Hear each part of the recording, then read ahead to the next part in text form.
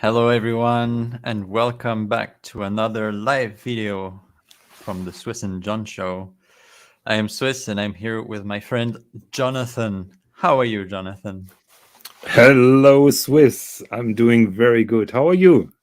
Oh, I'm doing good. Wait, I have to change something first. Is your There we computer go. crapping again? Okay. Yes, I'm doing fine. So, um, we should be having a special guest today, but I think he is running a bit late. No problems over here. Yes, Benjamin Chee is Yes. located in Singapore, and it's 4 o'clock in the morning for him. So we hope that he will be with us soon. Mhm. But we still have plenty of subjects. I would like to address to the viewers. So, hello to everyone who is out there and listening to us and watching the show. When we started the show, I think we said it at the beginning that we try to be topical for the first half hour or something like that, and we apologized in advance that we would not reply to questions which are off topic during that on topic discussion. So I would like to repeat that again. So in the first section of the show, we try to focus on the topic that we have. And in the second half of the show, we will open up the panel and we will open up to off-topic questions. So just Yes. to inform everyone how we try to do things. We do that just for the reason that we don't want to want to be interrupted with off-topic questions, which then disturbs the flow of the discussion sometimes. Was Absolutely. was that understandable? Yes, I Okay. think so. But I already knew what you wanted to say, so Okay. I'm biased already. Okay. I guess it was understandable. By the way, Mhm. I just want to mention Danger Will Robinson with John Chee and the Legend of the 37 Rings, and Turtle Knight replying with title of this show should be Lord of the Chapter Ring. Oh, that's Yes. so good. I love it, guys. Thank you so much. Okay, let me just share my screen for our first article today. Up. Tech. Tech.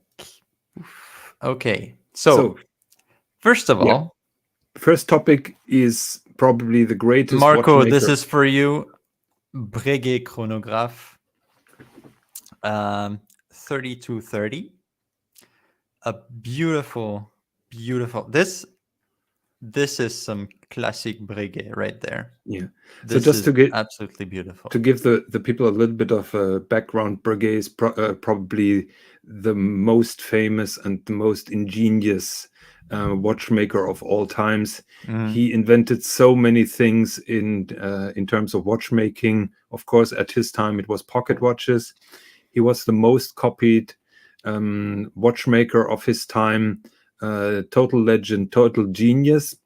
Unfortunately, his heritage and his brand got kind of lost, particularly after the quartz crisis. And Breguet was owned by a jeweler company called Chaumet. And Chaumet basically decided to revamp the brand and consulted a watchmaker called Daniel Roth or Daniel Mhm. Roth with recreating a typical Breguet line. So Yes, because everything, after the quartz crisis, Breguet was in a very deep trouble, right? And they asked this Daniel Roth to yeah, basically revamp the entire collection of the brand. yeah, By the way, mm. yes, you want to say something? Yes, and Daniel Roth basically based his designs on vintage Breguet designs and put them into modern forms and put his own complications on. That is Daniel Yes. Roth, yes. And you can see if you look at a Daniel Roth watch, you can see the similarities with the Breguet watches, Yeah. So Daniel especially Roth, the dial. yeah, Daniel Roth revamped the Breguet line, and that was quite a success. And Chaumet then decided to sell the company to an investment company called InvestCorp, who at one point also owned Vacheron, by the way. Mm.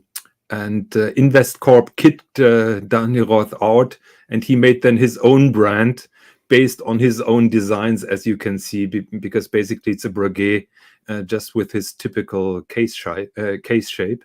Yeah. And so he went further than basically repeating his designs.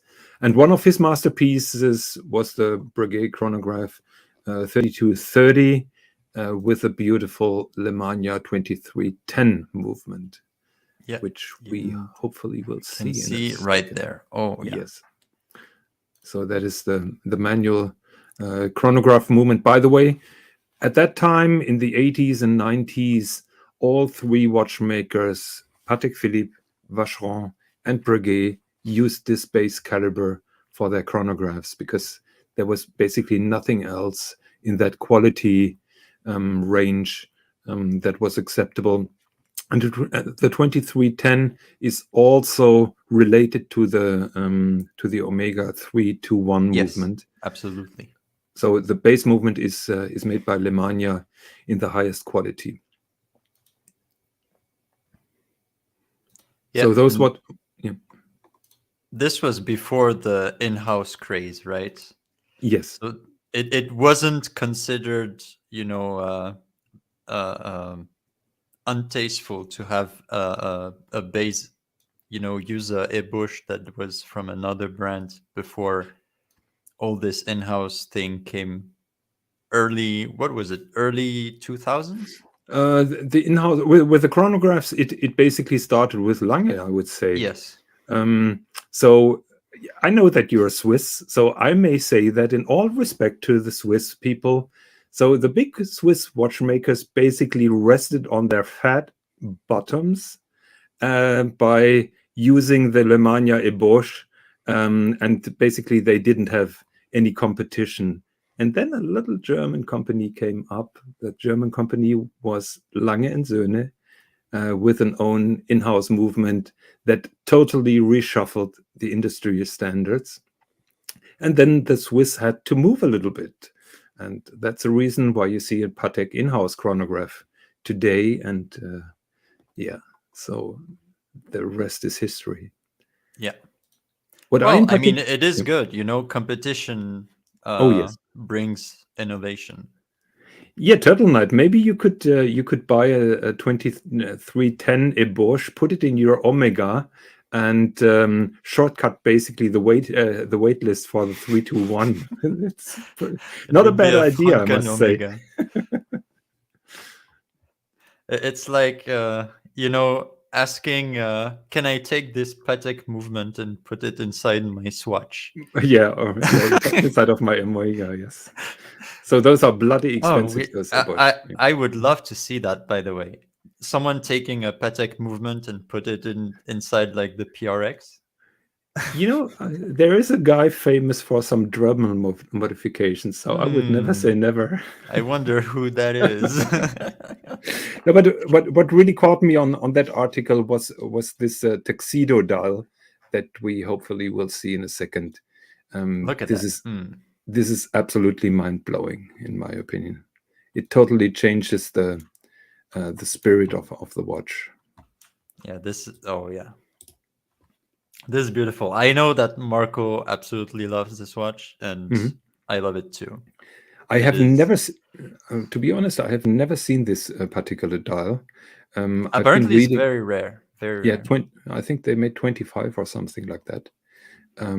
I couldn't find anyone for sale right now. This one was sold by, I think it was Mr. Porter. Where's the reference? No, A Collected Man. There is a link below that image. You could click that and you could see some more images if you want. Oh, from A Collected Man. Mm-hmm. Yeah. By the way, the captain is asking, what's the size of this watch? Is it 36 millimeters? 36, right in your ballpark, Swiss. But it has pretty long lugs. Oh, I think you must type Yeah, I have to Breguet. look for Breguet, right? Yeah, Oh, 3230. obviously there is no Breguet. Hmm. Maybe you try to find 3230. Okay, amateur Let's hour search. was a bad idea. I mean, I think they took the photo from Alcoletti. Yes. No? Hmm. Oh, well, there's one. Yeah, but why is it not there? Oh my god. This is a very... There we go. This is the yellow gold version with Yeah, the blue hand. looks It's a like very rose cool gold combo. actually. Yeah. Looks, yeah, rose gold. I love the combo with the blued hand. This is beautiful. Hmm. But as you said, 36. So most people will be like, oh, it's too small. It's a woman's watch. Blah, blah. Yeah, and people went on Mount Everest with 34 millimeter watches. Exactly. Yeah. Yeah. It wears big because of the lugs. Yeah, lugs. Yes, Ooh, the lugs are those are long. some Yeah. strong lugs, man. Hmm. Strong lugs. Okay. Yeah, but Breguet was, for the most part, considered the most prestigious brand, right up there with Patek Philippe. Absolutely beautiful Yeah, basically craftsmanship. Daniel Roth's creation just zoomed them up in the top level of Swiss watchmaking Yeah. back again. Yet today, people don't really think about Breguet anymore. Yeah. When you think of the top brands. So Turtle Knight made a comment: only women climb Mount Everest. Then, haha. Well, I guess some women do. For sure, yes. Okay. Is there any questions from the chat related to Breguet or vintage chronographs, anything like that?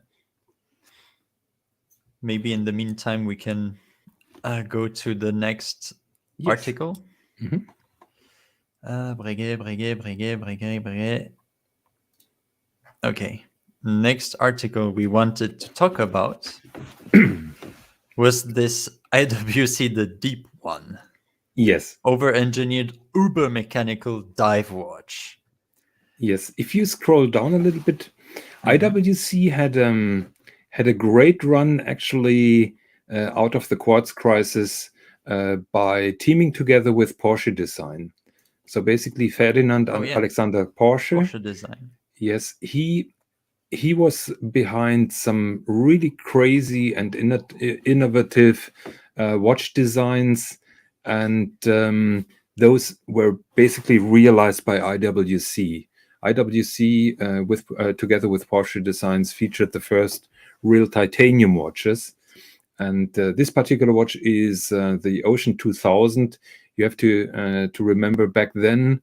The Rolex Sea Dweller had a water resistance until up to 1,200 meters, and IWC blew them out of the park with a 2,000-meter water-resistant watch.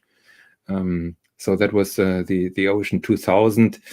They also had a beautiful compass watch. They had the first titanium chronograph, and after 20 years, IWC and Porsche Designs split ways, and IWC basically decided to go on a similar path without Porsche Design, and they introduced that GST line that we just see there. No, up. Yeah. So basically, that was the GST line, which was then designed by IWC, and that was also a diver's watch down to 2,000 meters. And at one time, then they featured that deep one that you see there. And I would like to explain a little bit about this particular watch. I remember when it was presented in Basel, I was a little bit shocked and mind blown about the complication. So this particular watch has an indicator for how deep you dive. And to create this kind of mechanism, they had to have a hole in the case. If you scroll down a little Yes. bit, Wait. A little bit further. Yes. No, further. Yes. Can we see? Well, I mean, A little bit more up. upwards. Yeah, here. No, not here. Okay, One we second. are looking. Yeah.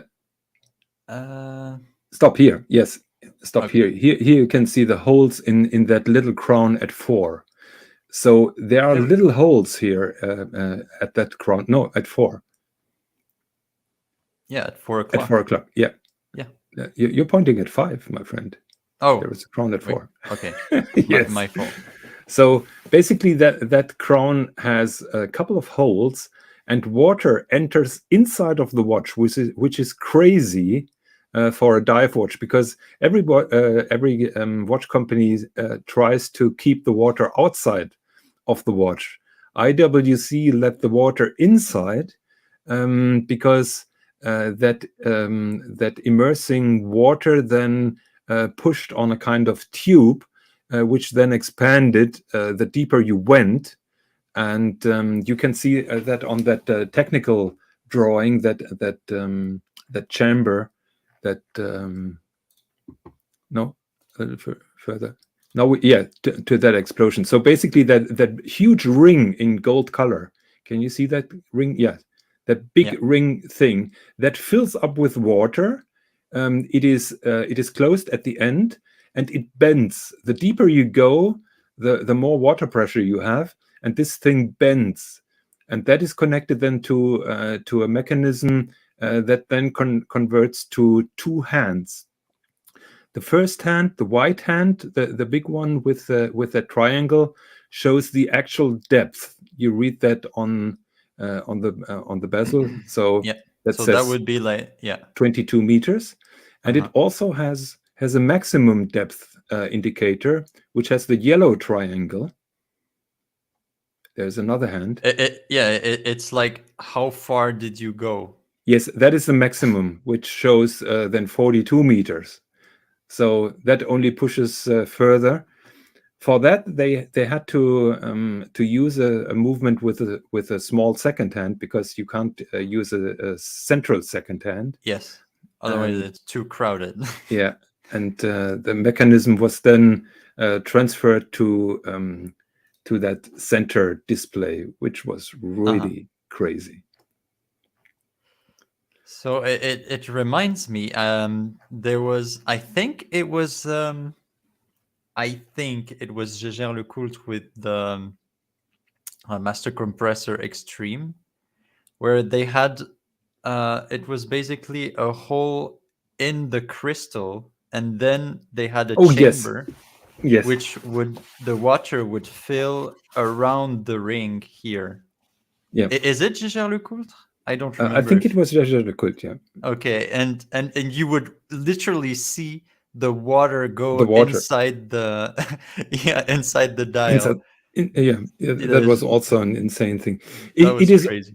It really gets crazy when watchmakers let water into a dive watch. So then things are really getting crazy.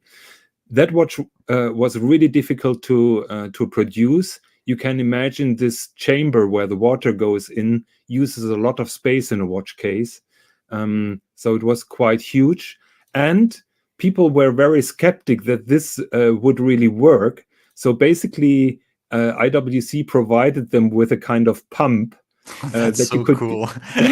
that you could connect to the crown. Test it at home. Yes, exactly. Yes, and you could basically pump with that little thing. You could pump air inside and see the depth indicator moving.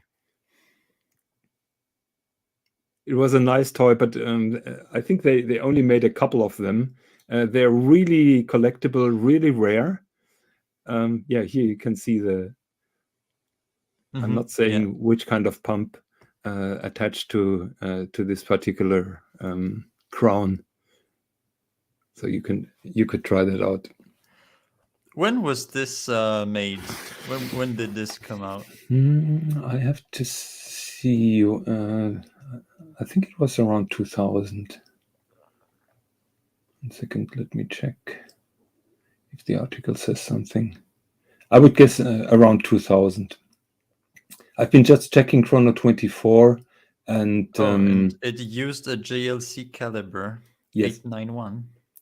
Well, IWC used a lot of JLC calibers. Apparently, they were at the time owned by the same by Günther Blümlein. They were not owned by Mr. Blümlein. They were directed by Mr. Blümlein. Yeah. It was LMH, and so that was the luxury group. Yes, yeah. So basically, they were sister companies. So they had to use ultra thin movement because the depth gauge would be so fat. It was so inside. massive. Yes. Yeah. The watch was still massive by the standards back then. It was difficult to sell because it was also ultra expensive compared to all other dive watches. And at a later point of time, basically IWC just toned it down, left away the depth gauge, kept the bezel inside with that crown at 2, and called it the Aqua Timer, and that was quite a good success then. So that was basically IWC flexing their muscles, just show what they are capable of doing. Yeah, beautiful. I like it. It should, by the way, that should be a monster. How big can this watch be? I think it was 45. 46. I saw 37, 47, 48. Okay. Is that the 1 second. The size of this watch? I just remember it was huge. Yeah, it should be huge. Ooh! What's going on, boys? Hey, Mr. GMT. How are you So doing? they said no. It was 42.8. So it was 42. 43. Yes. 43. And it was born in 1999. So my memory was quite right, around 2000. Yes. Hello, Mr. GMT. How are you? Trying to wake up. To be honest, I fell asleep. Are you in your car? No, I'm not in my car. I'm upstairs. It's so good. But I am naked. Just to let you know that I was running around like a headless we didn't even have to ask the question. We knew it. What did I miss? Not much. We are just trying to bridge the time until Benjamin Chee joins us. It's in the middle of the night for him, and we're just talking about a watch with the chamber inside that would expand when water rushes in. Expands? Yeah. Yes, and a there is that expands. And there is a special kind of pump that you can play with. So we thought that we will give you some ideas. You can pump your watch. This is my kind of watch. Yes, I know. Couldn't you guys hold off for this watch until I came on? You know, we were just doing a Perth luxury just to lure you in with this kind of nonsense. So yes. Exactly. It's the ritual to summon the GMT. Yeah. Trust me, I didn't even know it was happening, but it definitely worked because I'm here now. That's awesome, man. That's awesome. A watch that expands and you can pump it. Jesus. Yeah. Could you show Mr. GMT the pump again, Swis? Yeah. Oh, sorry. Up. Look at that. Look at that. You can pump your watch. Oh my God. How much is this watch?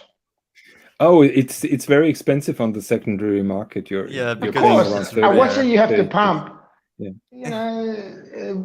Normally things that you have to pump aren't cheap. They're pretty expensive, Yeah, Marco made a good comment. Actually, you don't receive a strike for that. You don't, but I reckon that if you put this in the sex shops, it'll go well. Yeah, absolutely, yes. Look, Captain says that you already have the pump. Oh, okay. I've got the pump, definitely got the pump. I'm always pumped up. Okay. That's all I have to say. Let's continue. Let's continue. Let's leave the pump discussion because this is serious Wait, channel. Whole Milk said before, Kurt Klaus mentored the Lange watchmaker when Blumlein was getting the brand off the ground. Is that true? That is true. That is super cool. That is true. Actually, Kurt Klaus and some IWC guys went over to Lange and Söhne. Lange and Söhne started, or IWC was basically pioneers with using computers for constructions, and they were giving some technical aid. There are pictures of Kurt Klaus talking together with the Lange watchmakers. So he was certainly there. Because I'm all pumped up. I've been interrupted enough. I'm gonna head out. I'm gonna head out of the screen, and I'll come back in a little while. Hope to see you again. Yes, okay, just man. get some morning coffee, Mr. Yes, Mr. yes, I GMT. will. Yeah. Okay. Yeah, I love those designs. Very niche. I totally understand if someone says I don't like this watch, but I do like it. And actually, it was groundbreaking back then. Yeah, it was absolutely. Yeah. But I mean, That- today it's not. Yeah, that was the time where when a watch had a moon phase, that was a super complicated and very expensive watch. Mhm. And basically, IWC had a perpetual calendar, which was better than Patek Philippe and AP because it had that cool year indicator for less than half of the price. It was really a bargain compared to the other perpetual calendars. And that year indicator really was making the difference. Back then, people didn't care that it was basically a 7750 base movement with a highly complicated module on top. People were just seeing a perpetual calendar with a chronograph for half of the price of a standard perpetual calendar without a chronograph. Yeah, I mean, I think JLC also uses this design. It's the same module. Yes, it's the same module. Yeah, they use the same module, exactly. And Zenith too. I think Zenith also used this. No. Zenith doesn't use this movement. I think that this module is exclusive to the Richemont group. Okay, I might be wrong. I think I remember somewhere like Tim also found a okay, I must be wrong. Okay, no Zenith. But I love this watch. This is beautiful. And you can find this watch, a perpetual calendar chronograph with a groundbreaking movement in platinum for less than $10,000 in Switzerland right now. I know because they are selling it at my AD. Beautiful. Is it condition. JLC? No, the IWC. IWC, okay. Mm-hmm. This one, the Da Vinci. It's called Da Vinci. Yes. Perpetual calendar chronograph. They also made a very cool steel version of that. Yeah. Okay. Is there anything else to say about? Wait, there are two Mr. GMTs now on the stream. Is there anything else to say? Oh, Margot says yes, exclusive to AWC and JLC and Richemont. Yeah. Since now it's part of Richemont. Richemont, the big bad establishment. I've heard not so good things about Richemont, but whatever. Well, I'm hearing the complaints that it's a big evil organization. My heart is set on Lange, and I really must compliment Richemont how they give Lange so much of a freedom.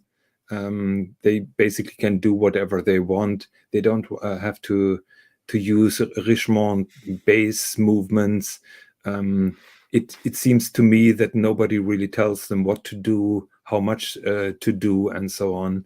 So I think it's a very good thing particularly for Lange to be part of Richemont, and also for Vacheron, because before Vacheron went to Richemont, Vacheron were basically selling no watches. They were on the brink of bankruptcy for decades. Absolutely. Their collection was boring, uninspired, and basically based on JLC and Le Mania movements. And just look how beautifully Vacheron progressed in the last 20 years after being owned by Richemont.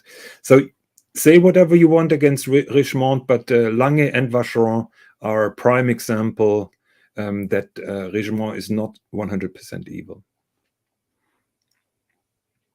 Yeah, I agree. Hey, I think Mr. Six. I think you're full of it. How do you know they're not evil? You're in part of the you're what? You're in the actual company. Do you know? No, I'm just observing with a slightly qualified. Well, your observation is pretty shit because you made me as a friend. Just remember that. Yeah, that is true. We all make mistakes, Mr. GMT. We have Io Di Notte in the comments. Io Di Notte say, I thought Piruka and Swis are different. I don't know who Piruka is, so there you go. Everybody's talking about Piruka, but I never saw him in the comments. Piruka is the most evil troll that you could imagine. And if he shows up, I'll time him out. Bad guy. Okay, so should we move to an update on my world timer? Sure, of course. I have your CD ring right there. Yes. Shall we talk about this? Yeah, we can do. Okay. So this is it the final? This is the final draft, and that has been approved a couple of days ago by me. So this will be my custom-made city ring for my world timer, which has been created by Benjamin Chee, who hopefully joins us any minute. And you did, it will be made in Aventurine. Mm-hmm. Aventurine, yes. It's bloody expensive. Actually, they charge you 3,800 Swiss francs for customizing the cities. I will just go into a couple of cities. So usually it says A and then Geneva, because Sven Andersen is based in Geneva. I'm based in Hamburg, so Hamburg will be my base. What I changed was Maldives. The capital of Maldives is Male, and in English it would be read Male, which I really didn't like. So I made Maldives out of it. Notice that Bombay is half a time zone, and the conventional city ring has the wrong dot. So basically Bombay is on a full time zone displayed, but it's only half. So the step is only half an hour from Maldives and not a full hour. I left Bangkok. Shanghai is replaced by Hong Kong, my second home, and by Perth as a special reference to ER, our common friend. And then we have... I thought it was for Perth Luxury. Of course, also for our little sneaky bitch. There we go.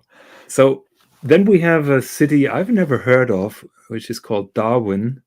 And you can see the odd dot. So everything... Hey, what do you mean you never heard of Darwin? Yes. What are you talking about, mate? I was Googling Darwin and nothing showed up. Nothing showed up. Yeah. Come to Darwin and I'll show you what shows up. Okay. I think he wants you to go and get it. Yeah, probably, yes. Maybe I delete Darwin from that city ring. Actually, it makes it more balanced and harmonious. So we have Darwin here, which is also, because it's an odd place. So it's also on half of a time zone. So the dot with Darwin is really odd. We changed Wellington. I've been to Wellington and Auckland, and my favorite by far was Wellington. So I replaced Wellington I replaced Auckland with Wellington. My favorite place on the world is Bora Bora. We squeezed that in. Oh, and we have Benjamin Chee in the house. Oh. Hi, guys. Hey, hello. Good evening. Well. Good evening to you. This is literally my first time doing this sort of YouTube thing, so don't mind if I'm figuring out the controls. So usually when people are first time on YouTube, they say, "Oh my god, oh my god, oh my god." So you're quite relaxed, Benjamin. I must compliment you. Thank you very much. So thank you very much for joining. Thank you for joining, and I forgive you for my rude interruption. I hope you have an awesome evening. Thank you. Thank you. So Ben, you noticed our Mr. GMT, our little troll, and I hope that you don't mind when he gives his non-relevant input. Let's put it like that. Oh, not at all. It's all just friends talking, so I guess we're keeping it casual. Yeah, definitely. So yes, we're just wrapping up the update on the City Ring. I've heard that you approved so far. Well, I mean, it's completely up to you. So if you approve it, I approve it.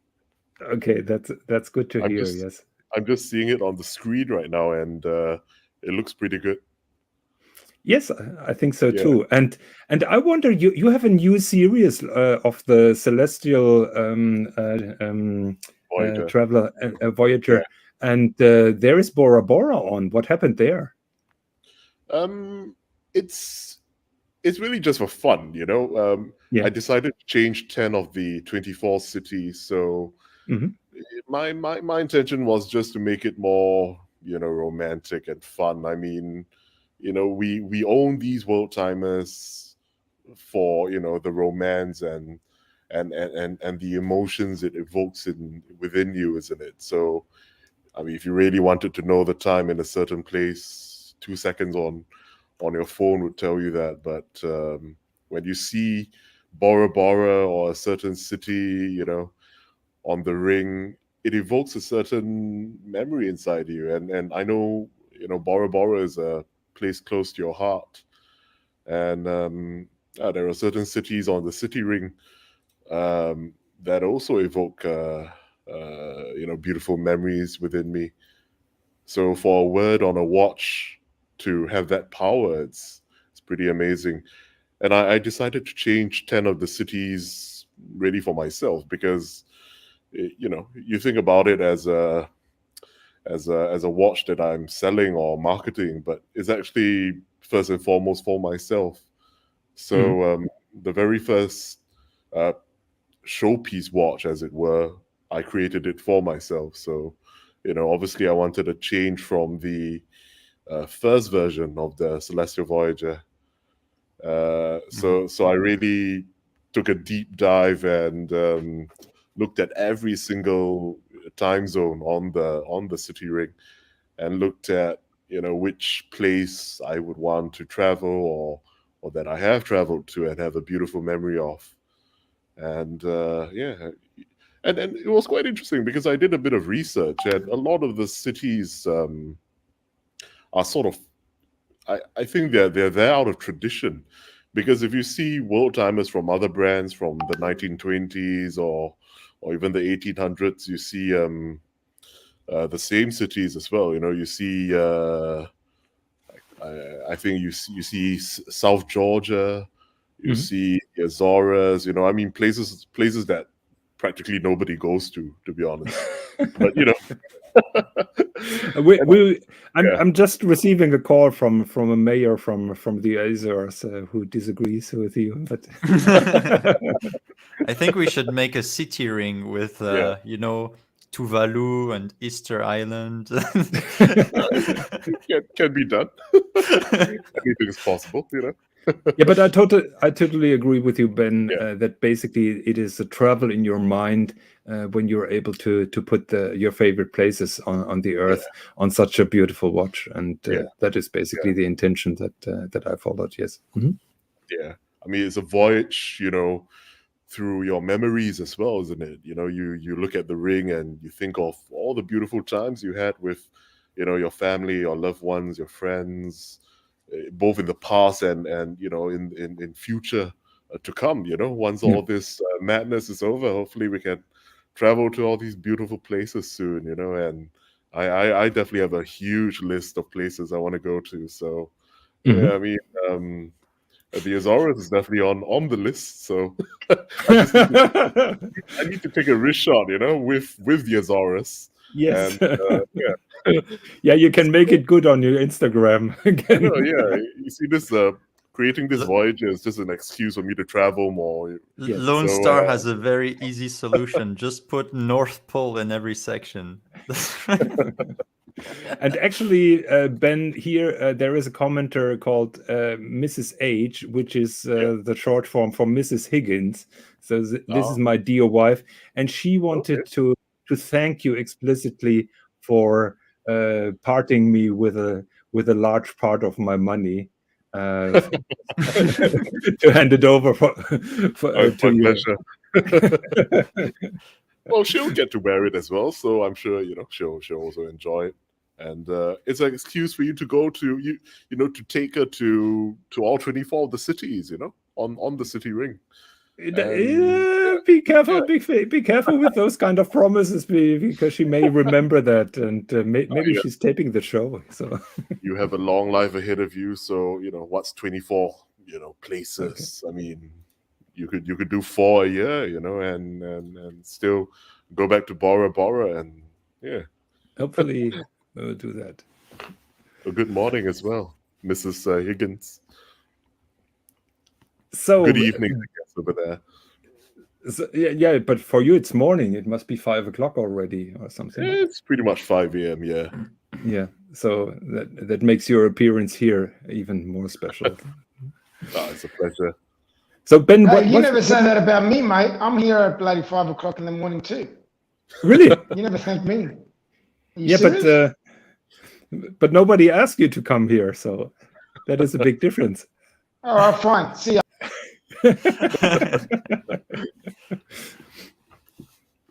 Okay, so Ben, I think you made a slight introduction with this world time.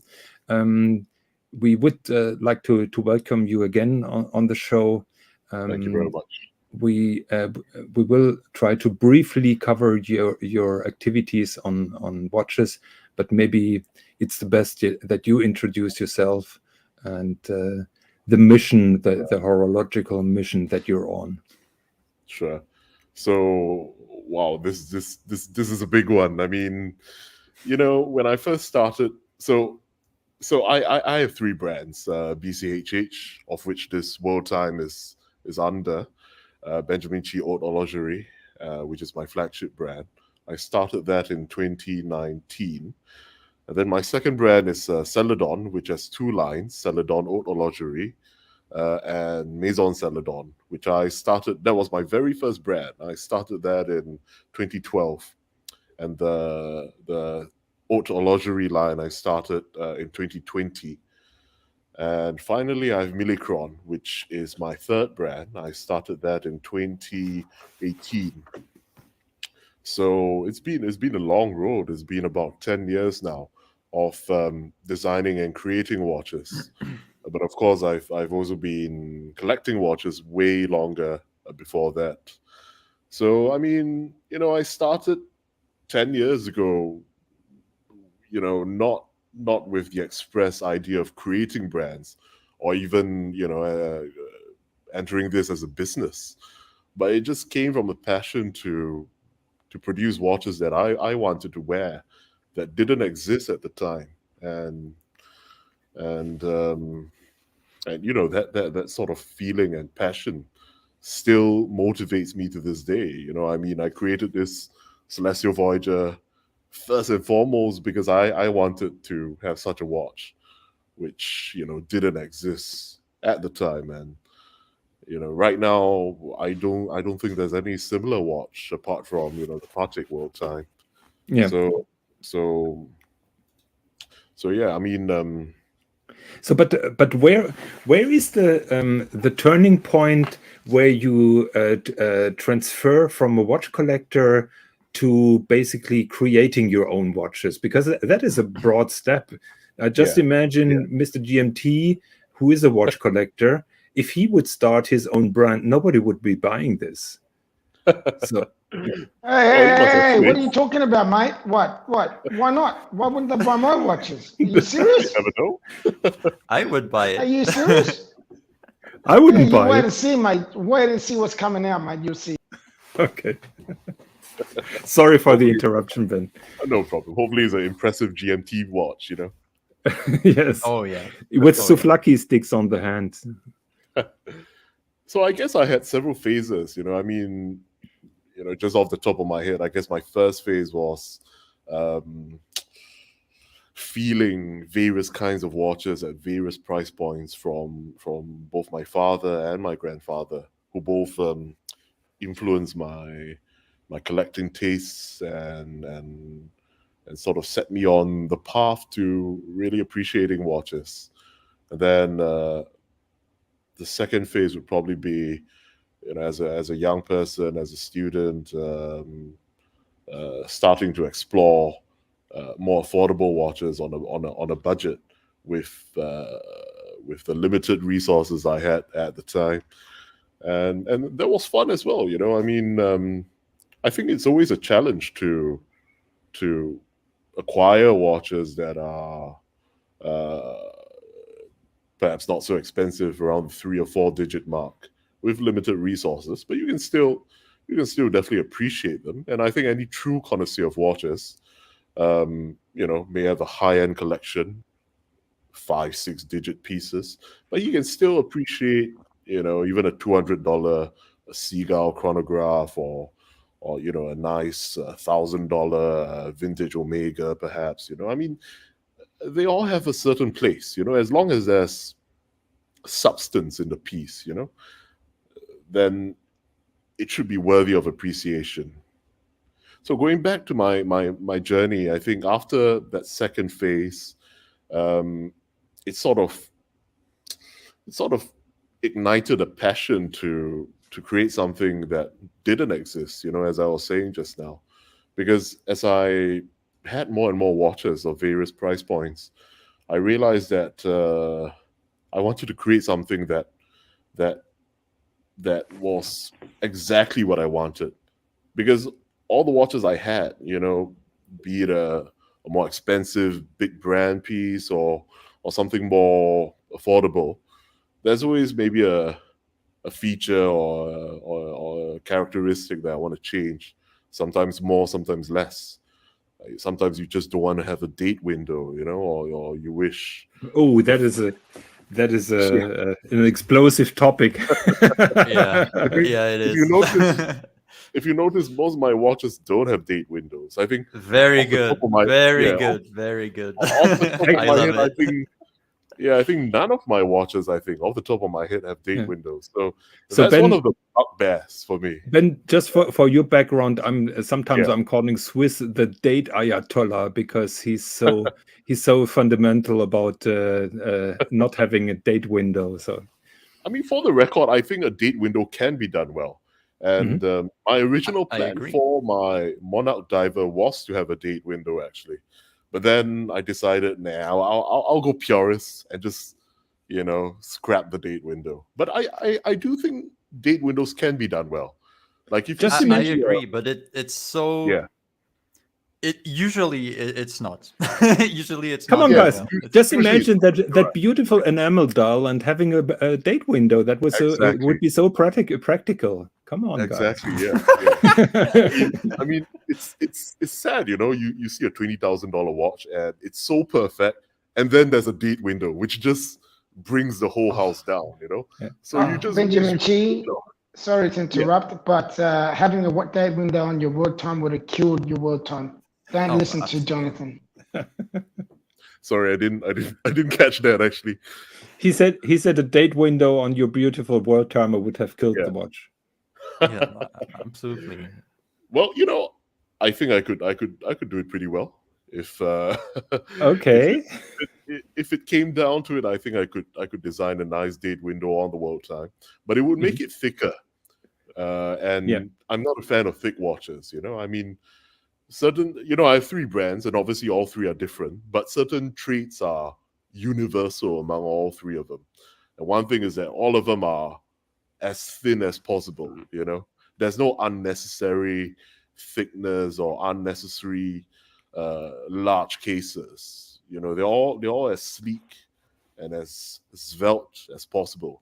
And another thing maybe some of you might notice is that all 3 of my brands feature quite, shall I say, flamboyant lugs. At least there's a lot of thought placed into the entire watch, of course, but especially the case, because the case is such a visceral thing. It's so, you touch it, you wear it, you feel it, you see it. Obviously, it's so visceral, it's so tactile. So it's a very important feature, and of course, that's not taking anything away from the dial or the movement. But I mean, that's another bugbear for me with a lot of the watches I see from both the big brands and actually especially the independents. There's not much thought placed into the case. Like, you see a really nicely finished movement from an independent maker, and everything's top quality, but the case is so dull. And I think that's such a pity. I mean, speaking as a collector, I mean, I just wish they could improve the case a bit more. They could sex it up a bit, and that's another reason why I wanted to create my own watches, to have nicer cases. You said the magic word. Make it sexy, and it would be sexy. That's what I do. Yeah, I make it sexy. So yes, Ben, I was browsing your collection a couple of times now, or your watch brands, and if people, I think we will put links to all 3 brands in the description of this particular show. So and from the designs of your watches, I could tell that you're a lug guy. Definitely. You're without having spoken with you about this particular topic, but from the lugs of your watches, you can see that you have a kind of fetish to lugs, may I say. I love the vintage watches with those beautiful, teardrop lugs, Corne de Vache, that sort of thing. Oh, Corne de Vache is awful. Well, Corne de Vache is perfect. Again, I could do it well. I mean, they tend to be a bit exaggerated on certain vintage pieces, but I can refine them for a more modern aesthetic, and that's sort of what I did with a lot of the case designs I made. So there's some vintage inspiration in it, but it's been refined for the modern era. It's been toned down in some ways, and it's been improved in other ways as well. So it's not a complete copy, it's not a complete facsimile of a vintage watch, but we draw inspiration, and inspiration is a very cliche term nowadays, but there's a bit of DNA from mid-century watches. And I love mid-century, design in general, not just watches, but cars, pens, espresso machines, Vespas. I love mid-century design for the clean lines and, the sort of simpler but very elegant aesthetic, Yeah. I just have to give Marco a strike for his comment. What did he say? Jonathan, with his terrible watch opinions, again saying Corne de Vache is awful or terrible. Yes, Ben, you must be careful here. We have a Vacheron fraction who don't understand any jokes. They're dead Vacheron serious. Well. Vacheron is one of my favorite big brands, actually. Really? Okay. Yeah. It's probably my favorite of the 3 Trinity brands. Mm-hmm. I absolutely love Vacheron, especially the vintage ones. I can see that Swis now already loves you because he's a big Vacheron guy. I can't quite see what you're wearing, Swis, but it it looks is pretty good. Make it bigger. Yeah, it's super small on my screen actually. No, actually, he's You just. want me to make it bigger? Yeah.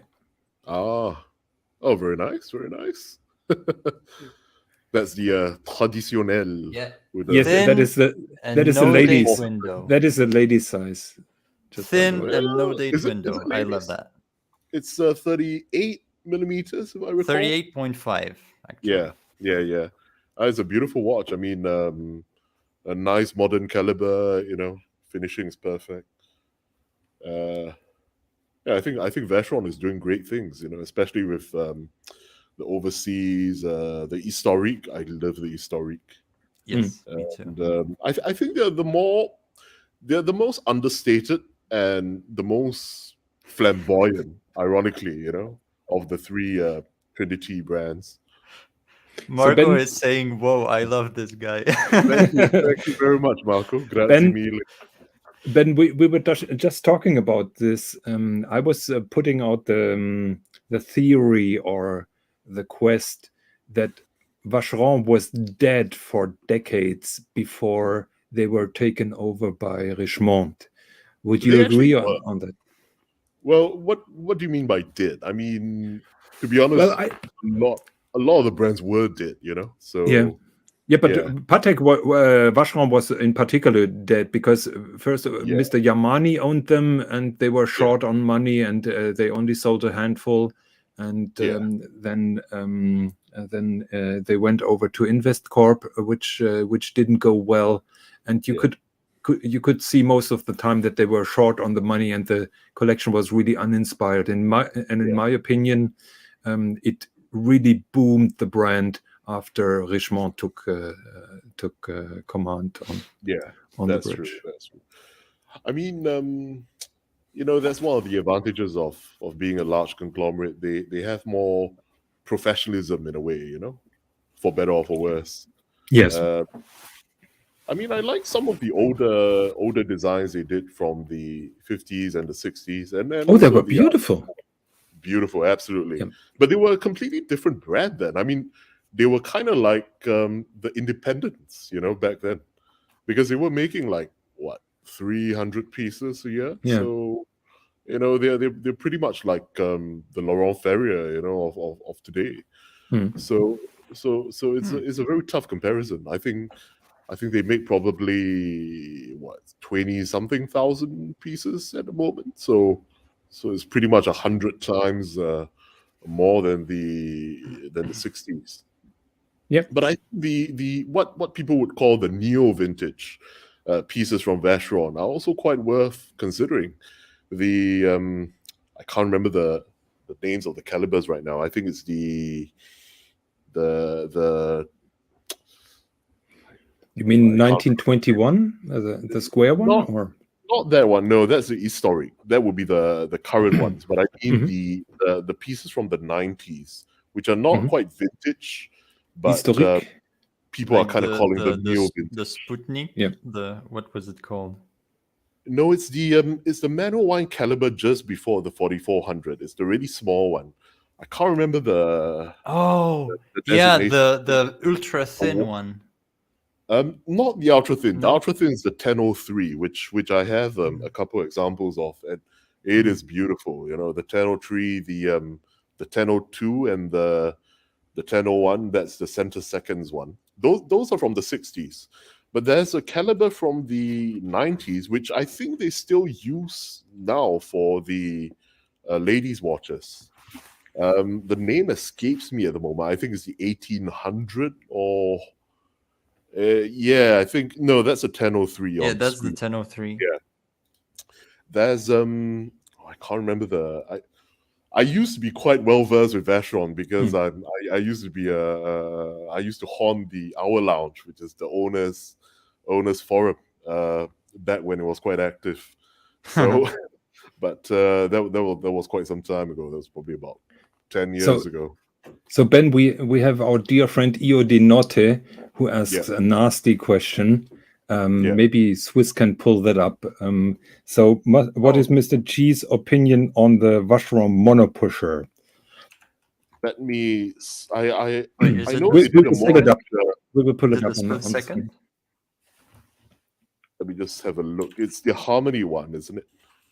No. It's the Rattrapante mono pusher. It's the split seconds, the new one. Yeah. This one? Yes. Oh, this one. Okay.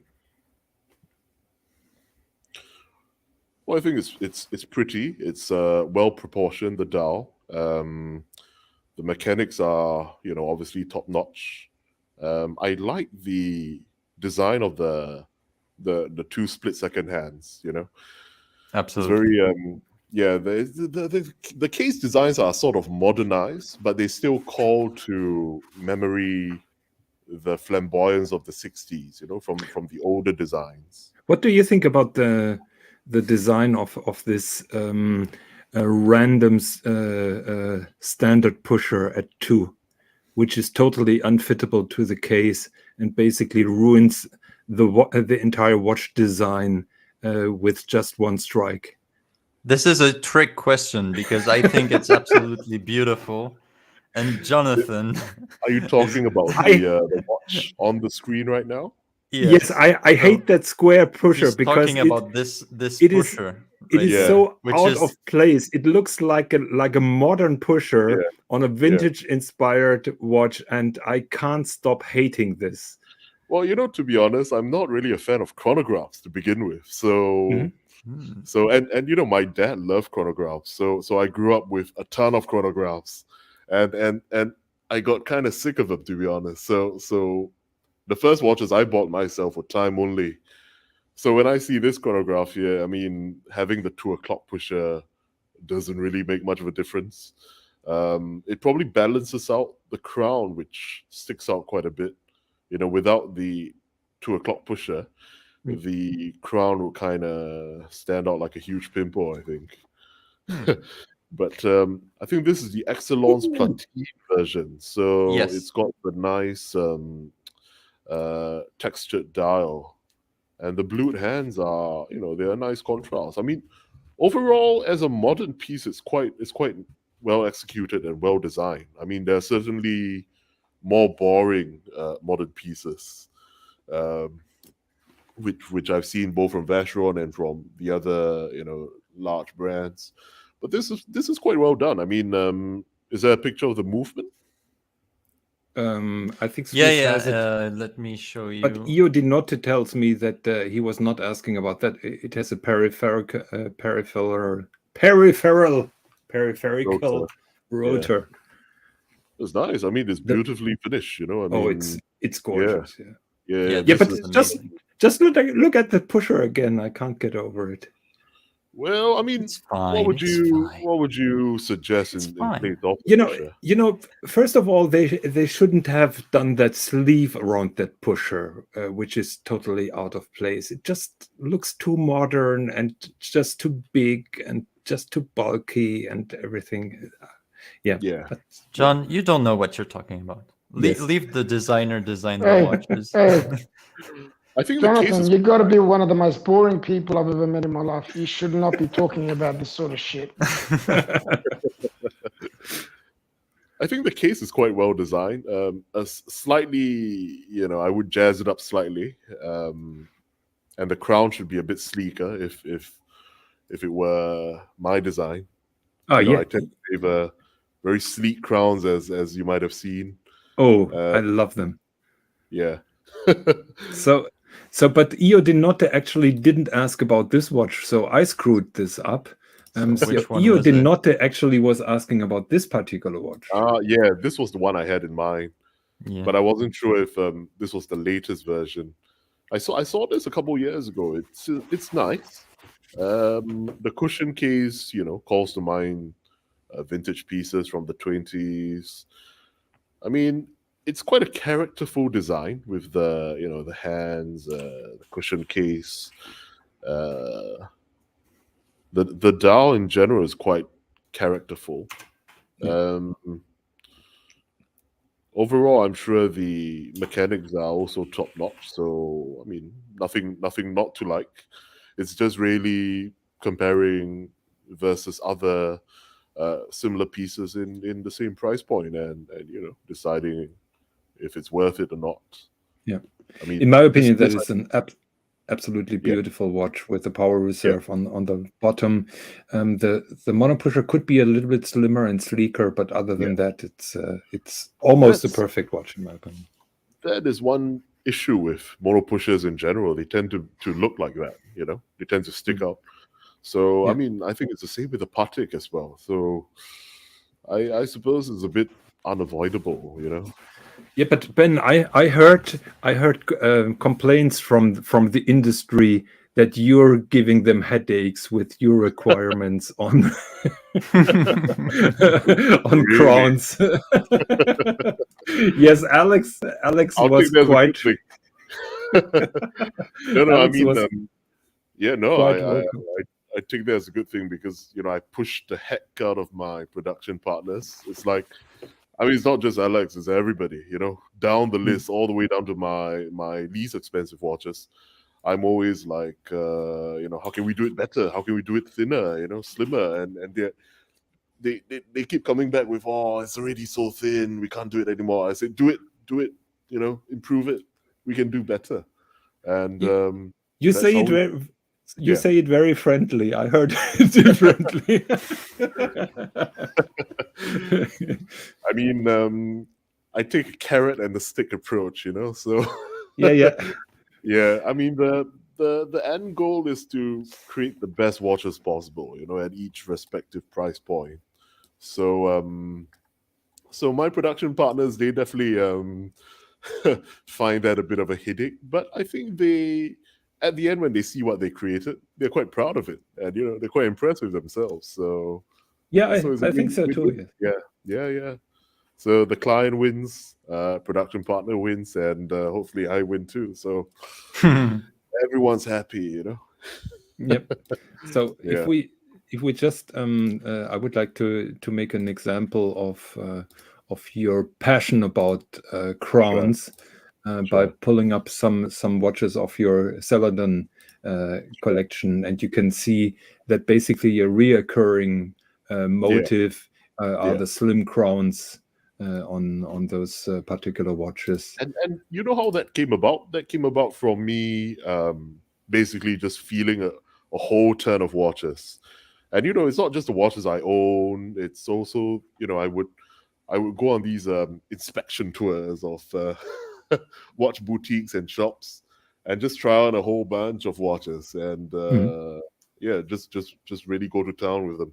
I take my loupe along, I inspect dials, hands, finishing of all sorts of brands, and I think that's important. It's sort of training, I guess, to get familiar with other brands and how they do things and how they execute. And I guess that's one advantage of being in Singapore, which is a major watch capital, and it's so small, it's so concentrated. So all the shops are in pretty much the same square mile, and in one afternoon you can see pretty much every brand you can think of, and pretty much almost every model from every brand as well. From the small independents, the high-end independents as well, all the way to the big brands and the more affordable ones. So it's really from doing a hands-on of all these watches that led me to the firm preference to have a wide crown but a very thin crown, and that's something that I've put on all of my watches from all three of the brands. So I think that's the best design, a wide crown but very thin one. So my physics is a bit rusty, but it's basically like the lever and the motion and what have you, isn't it? The force that you need to apply on a wide crown is less than if it were smaller diameter. It's the lever. Yes. So many brands have smaller crowns, but they stick out, and that's ugly. and also not very practical because you're still applying a lot of force to wind it, whereas a wider but slim crown is actually very comfortable to wind. So so after realizing that, I've pretty much put that sort of principle on every single one of my designs. And this Celestial Voyager is pretty much the apex of that. It's super slim. So yeah, I think crowns can't get any slimmer than that.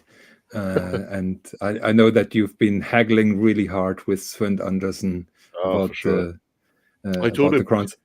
make it as thin as possible, and obviously it still has to be practical. So I left the technical issues to him because he's a master at that.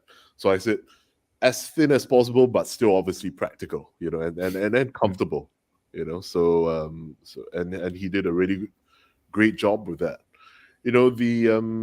The thing about the crowns at 3 and 9 is that it's inspired by some of the older Louis Courtier pieces, both with Patek and other brands. But the problem with that layout at 3 and 9 is that it has a tendency to look stupid, for lack of a better word. It looks like 2 ears sticking out, which like a Teletubby. Yeah, exactly. Yeah, that was the one I was thinking of, but couldn't quite place. Teletubby, exactly. Yeah. So it's very hard to make that look sleek, And my original plan was, Have you ever thought about? I don't remember who did this. I think it was Omega who made a crown that retracts inside the watch case. I think was it Piaget with the concept? I think Omega did it with the the extreme version of the Seamaster. Okay. But basically, you could retract the crown inside the case, and it would look seamless. There is a German watchmaker called Lehmann, and we will cover them a little bit later. They have a patented crown just like that. So basically, you push it inside just like with a ballpoint pen, and you can push it out like that. Yes, and it's patented. So the thing with all these very exotic designs is that they might work, and especially if you have a concept watch or a prototype, it's fine because it's not really meant for the end client. But we design for longevity, and we design for a true practical watch that will be used. So and obviously it's a small series of is a small series watch. So it's not going to be a single piece. So it has to be practical. So I mean, I guess we could have come up with a very exotic, newfangled design, but I didn't want to take the risk in that regard. Because ultimately it has to be practical to an extent. It reminds me. There was an interview with Philippe Dufour, and someone asked him, "Would you ever use a silicon escapement?" And he said no. And they said, "But why? It's like the new technology, It's the future." And he said, "Well, yeah, but I mean, if you make it in steel, the watches from 1900s, they have steel escapements, and they are still working perfectly fine right now. So it has been tested over centuries. So why would he make a watch that uses a technology that hasn't been tested for 100 years yet?" It's kind of the same idea, I guess. Yeah, and I think both standpoints have merit, because obviously he's a one-man show. He's more traditional. So obviously that, sticking with tradition makes sense. But someone like Patek, is a huge brand with huge resources. They can obviously invest a lot in R&D and standing behind their watches if necessary. 50 years down the line.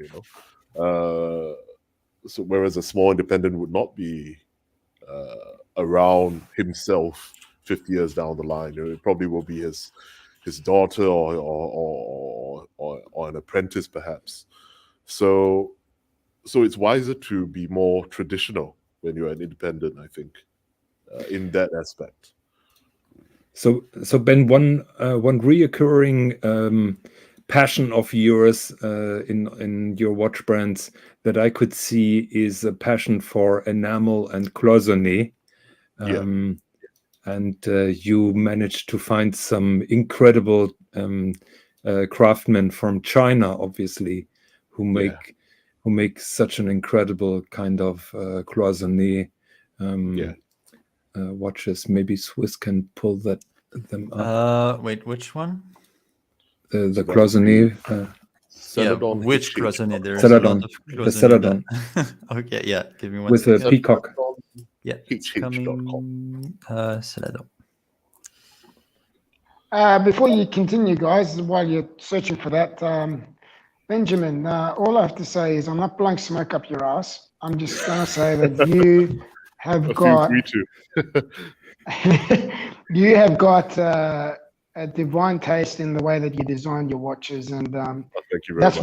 That's what really draws me. A lot of people go for different reasons. The first thing that I always look at is aesthetics, and I really, really, really think it's beautiful. Especially when Jonathan showed me the world time, it was just seriously, it was beautiful. I was blown away. So just thought I'd say that, but I'm not blowing smoke up yet. So just thought I'd let you know this. Well, you know. I won't say no, you know, if you want to blow smoke. But, you know, Mr. GMT is welcome, you mean? More than welcome, yeah. But I mean, I definitely appreciate that viewpoint as well, because I come from it from an aesthetic standpoint as well. Obviously, my background is perhaps more design oriented rather than technical.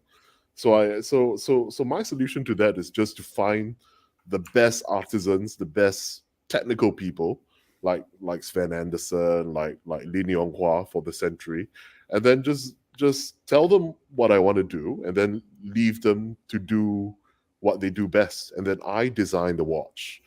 Because I think as a collector, one thing that's lacking for independent brands, independent watches, is the design aspect. You know, as I was kind of alluding to earlier, the problem I think with a lot of independent watches is the lack of design. It's just so dull. You know, you have this beautiful movement, and you have awesome quality, but the case is so nondescript. You know, and the dial is as well. It's boring. You know. So I thought I could bring some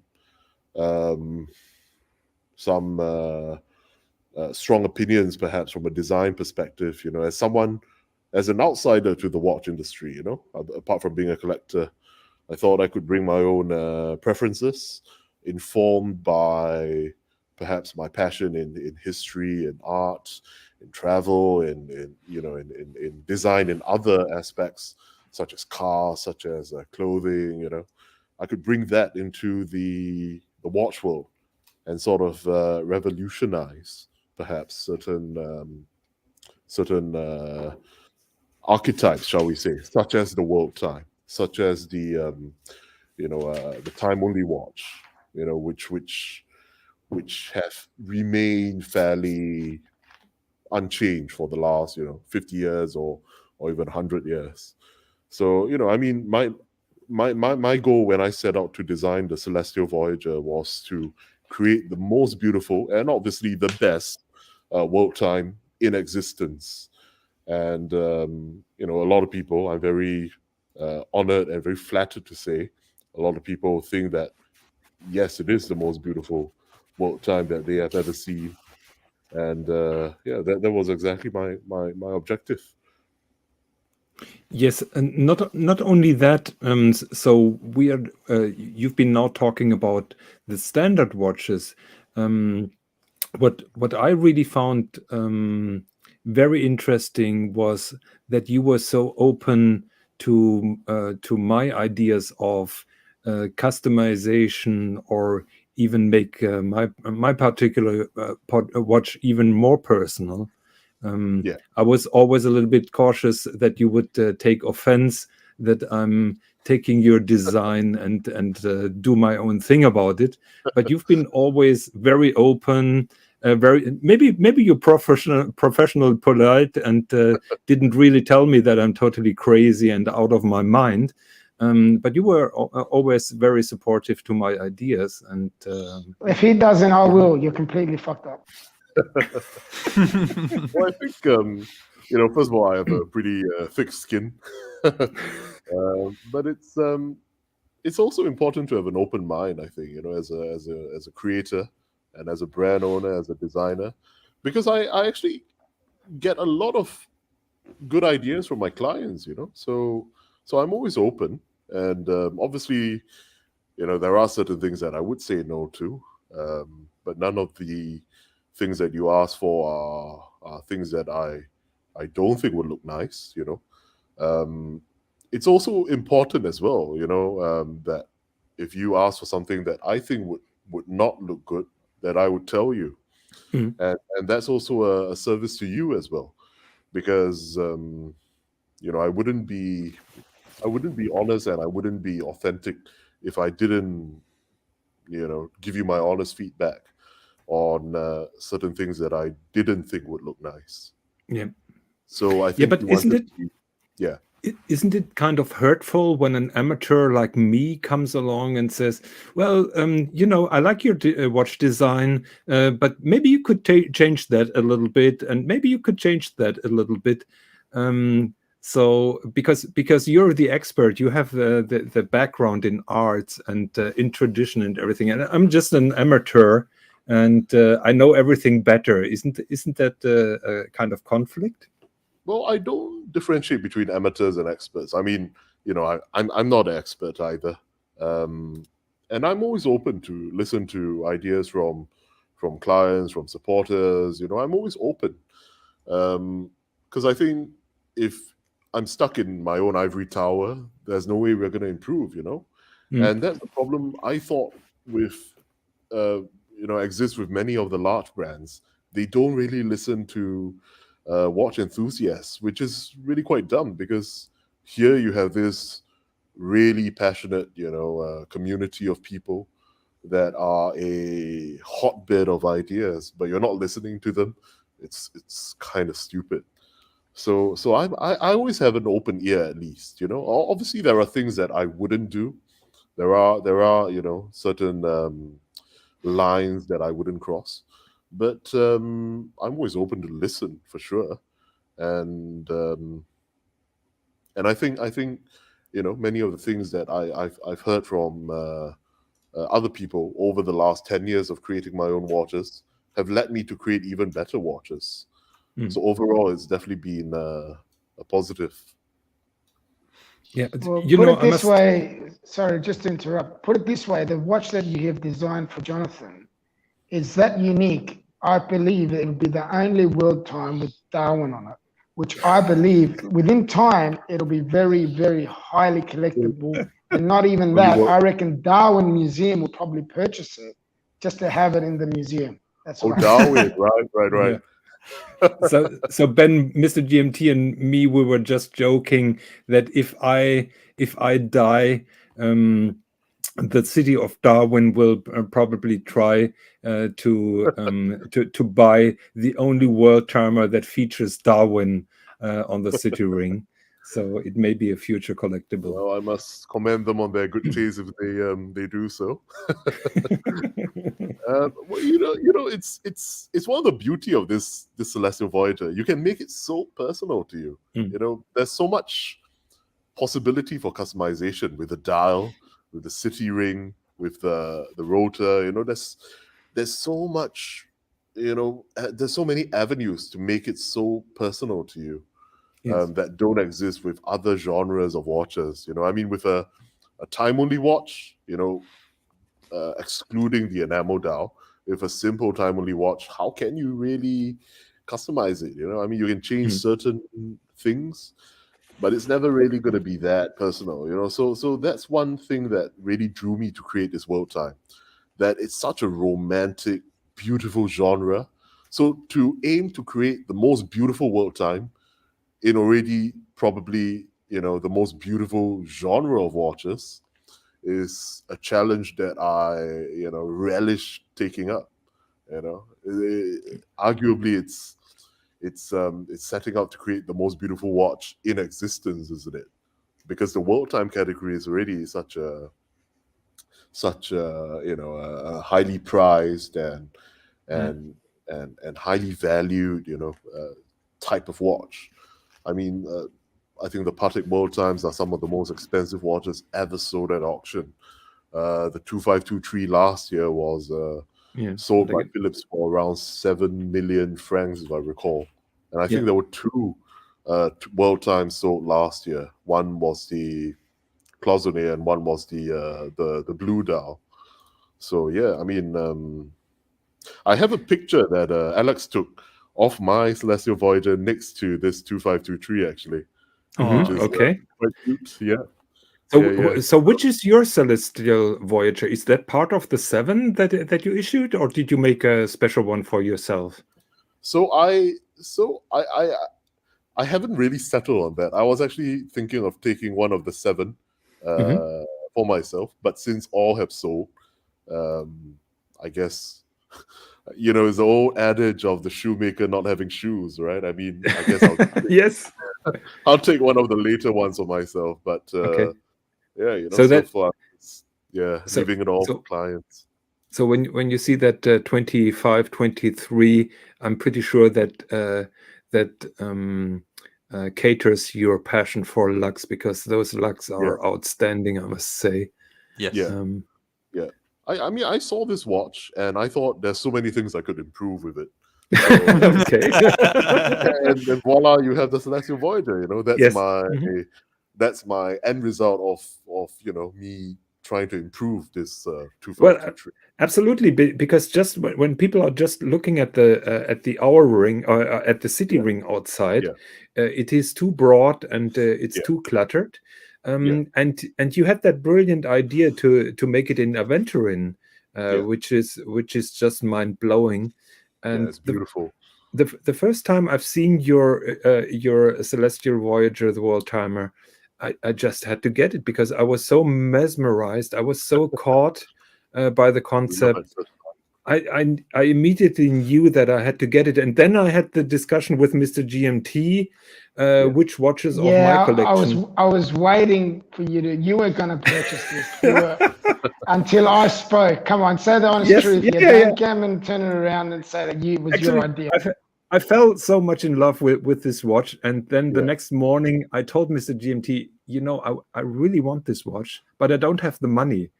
And we did that before with another watch, and he said, okay, let's have a look at your collection. Which ones are we gonna sell just to make this possible? So that was basically the discussion that Mr. GMT and I had, and basically then it was determined which pieces have to go to make the watch possible for me. Yeah, and I'm really flattered and honored that the pieces you sacrifice to get my watch were really impressive pieces. I think you sold Lange and was it a Blancpain? And the Blancpain,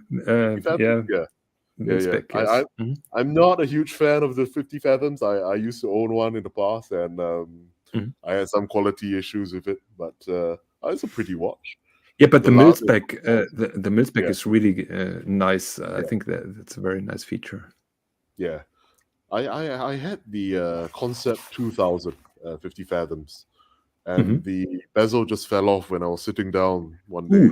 So I wasn't too impressed. I mean, it wasn't exactly, I wasn't exactly diving at the time. I was just sitting down watching TV, and the bezel just fell off. I mean. So wasn't very inspiring, and also the quality of the case back is a bit disappointing, but what I found doubtful is the huge engraving of the Blancpain logo at the flank at 9. That is a little bit tacky in my opinion. I mean, the bracelet is not too bad, Well, very oyster inspired, isn't it? Yeah. quality, I guess. The tactility is quite nice for the bracelet. Also, the bezel is very tactile, although it's a bit loud, to be honest. I think the numerals on the bezel are a bit too much, but they're very tactile. And the loom actually is not too good, at least for my piece. This was one of the watches that I borrowed from my father quite some time ago. So I wasn't too pleased with it. I returned it to him after the bezel fell off. So yeah, I mean, and back then I didn't really have much of a conception of high end and low end watches. To me, I think back then I was in my late teens, if I recall, or early 20s, and to me all the watches were the same, because I just borrowed them from him, so I didn't know if they were expensive or not. So I didn't come in with that preconceived notion of, oh, this is a high end watch. I gotta baby it. I gotta respect it. So I think there's some pictures floating around on the internet somewhere of me catching a shark wearing a Cartier Pasha chronograph, something which I probably wouldn't do right now, But back then I had no idea how, precious or whatever that watch was. I just, to me they were all just watches, and they're meant to be worn, Did you know that the Pasha was a Geraldenta design? Yeah. It's got the influences for sure from Jetta. Yeah. Of course, there is an old piece that he made for the Pasha of Marrakesh. So Ben, another very interesting watch that you're making is the Celadon with those remarkable dials. And when we had our first discussions, you told me that one of your passions was Chinese art, and that one of your missions was to make Chinese watchmakers shine, because usually Chinese watches are made in millions and under the price of $10. And there are some remarkable craftsmen out there who are not getting the attention that they need. And I think the Celadon line is really something very interesting. So first of all, when you look at the watch, you can see your passion for luxe again. So that is a recurring motive. This particular case I designed quite some time ago. I think it was about 5 years ago, 2017, 2016. I designed this case, so it was a bit older. So you can kind of see the progression from then to the Voyager I designed in 2021. So you can see similarities. But some similarities. We're talking here about a $1,500 watch, which is totally unique. Sing dollars. So that's $1,100 US. It's less than €1,000 if I'm not mistaken. Can you tell us a little bit about the production process of this particular dial? Because I'm reading something about oil stamped on the description. Yeah. I can't quite remember the exact process. It's quite lengthy. I remember because a lot of it is told to me in Chinese, and my translation of the Chinese may not be totally perfect. But it's basically they create a mold and then they stamp it on the blank, the base, and then they create this sort of three-dimensional effect. And I mean, obviously, it's not engine turn, but the thing about this Peacock is that you can't engine turn it, so it's simply not possible to engine turn this design. So this is as good as it gets. And with all my watches, be it $1,000 or be it 100,000, I try to offer the best quality possible with no corners cut, because that's one thing I really hate with the watches I used to own. Like, there used to be so many corners cut, even with expensive watches. I mean, I was telling you, I used to go around manhandling all sorts of watches at shops.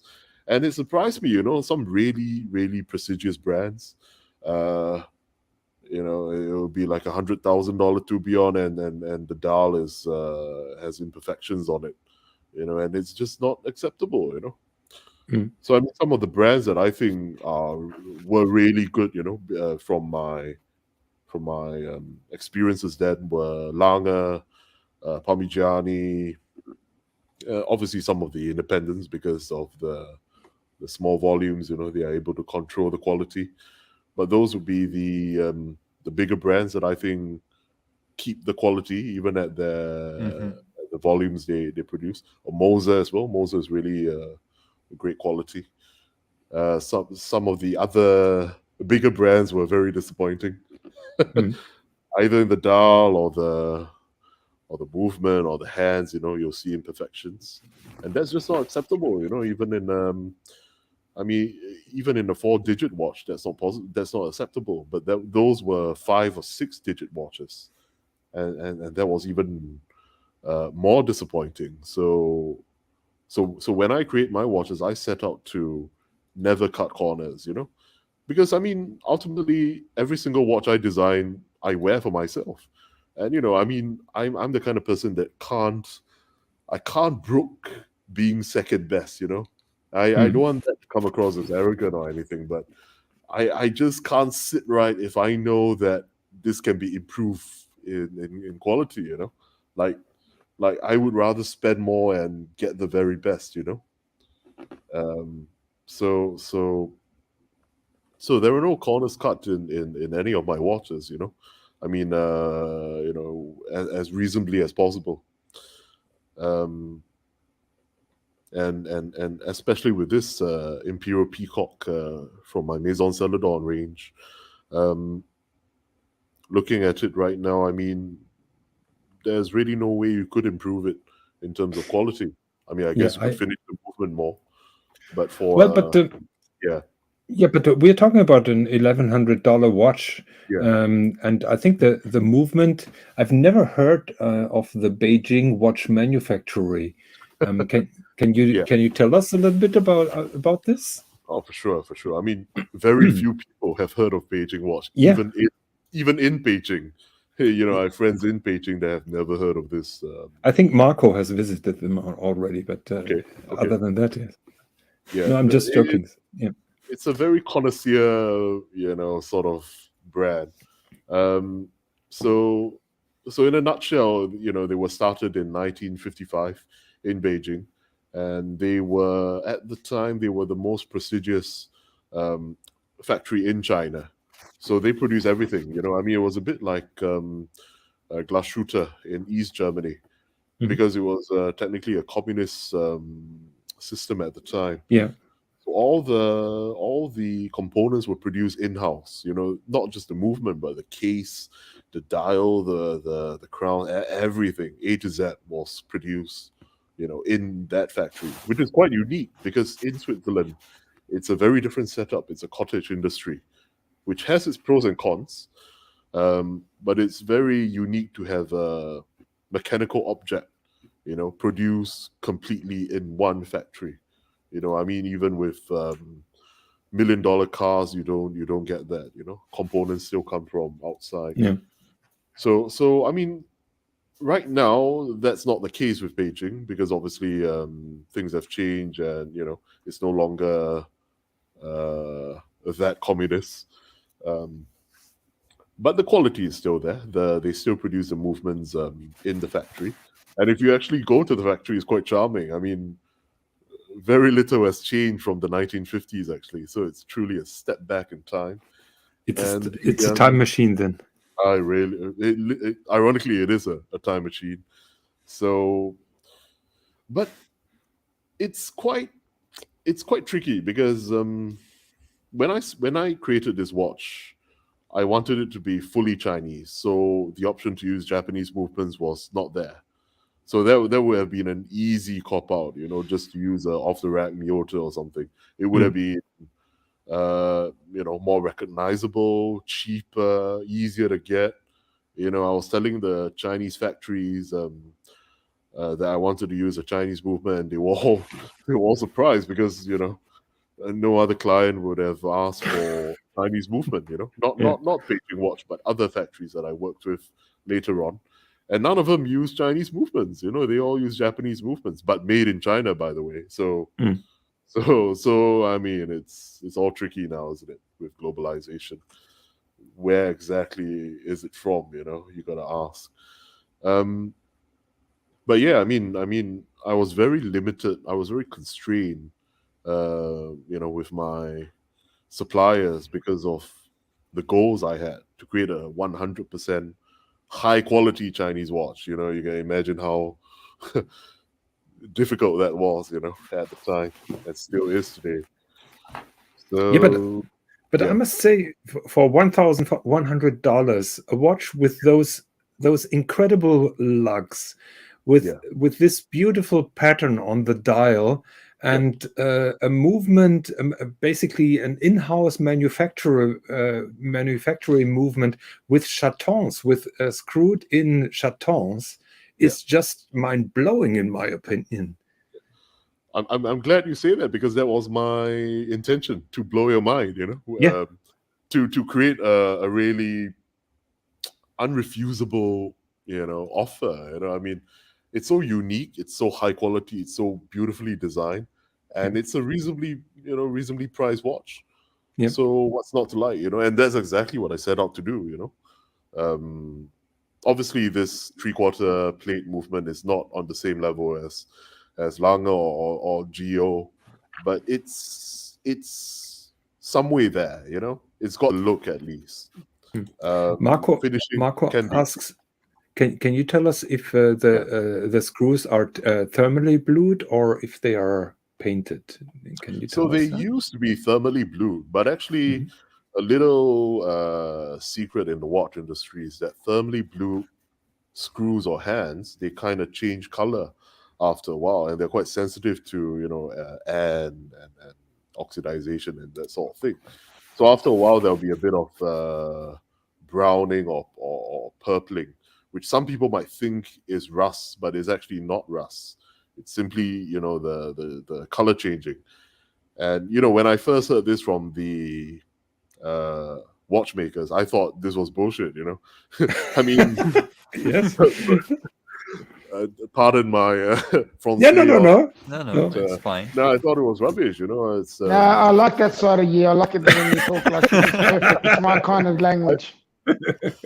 I'm glad to hear that. I thought they were pulling my leg, you know. I mean, come on, you know, this is nonsense. But then I bought a vintage JLC travel clock, and it had blue hands, and the hands also had the very same you know, browning that looked like rust, but it's actually not rust. It's simply the color changing. And that particular clock was about 80 years old, so, you know, it was an Art Deco clock. So I can definitely see that what they were saying was true, you know, was legit. So later on, the factory decided to change to electroplated screws, you know, which are still a step up from the what's the word? I can't even remember the word now for the dyed. You see, I've totally expunged all these things from my mind. Yeah, basically, it's the painted. They painted. Yeah, they paint the screws. They're basically 3 quality tiers. The top one is thermally blued, and of course, with thermally blued, there are 2 levels as well.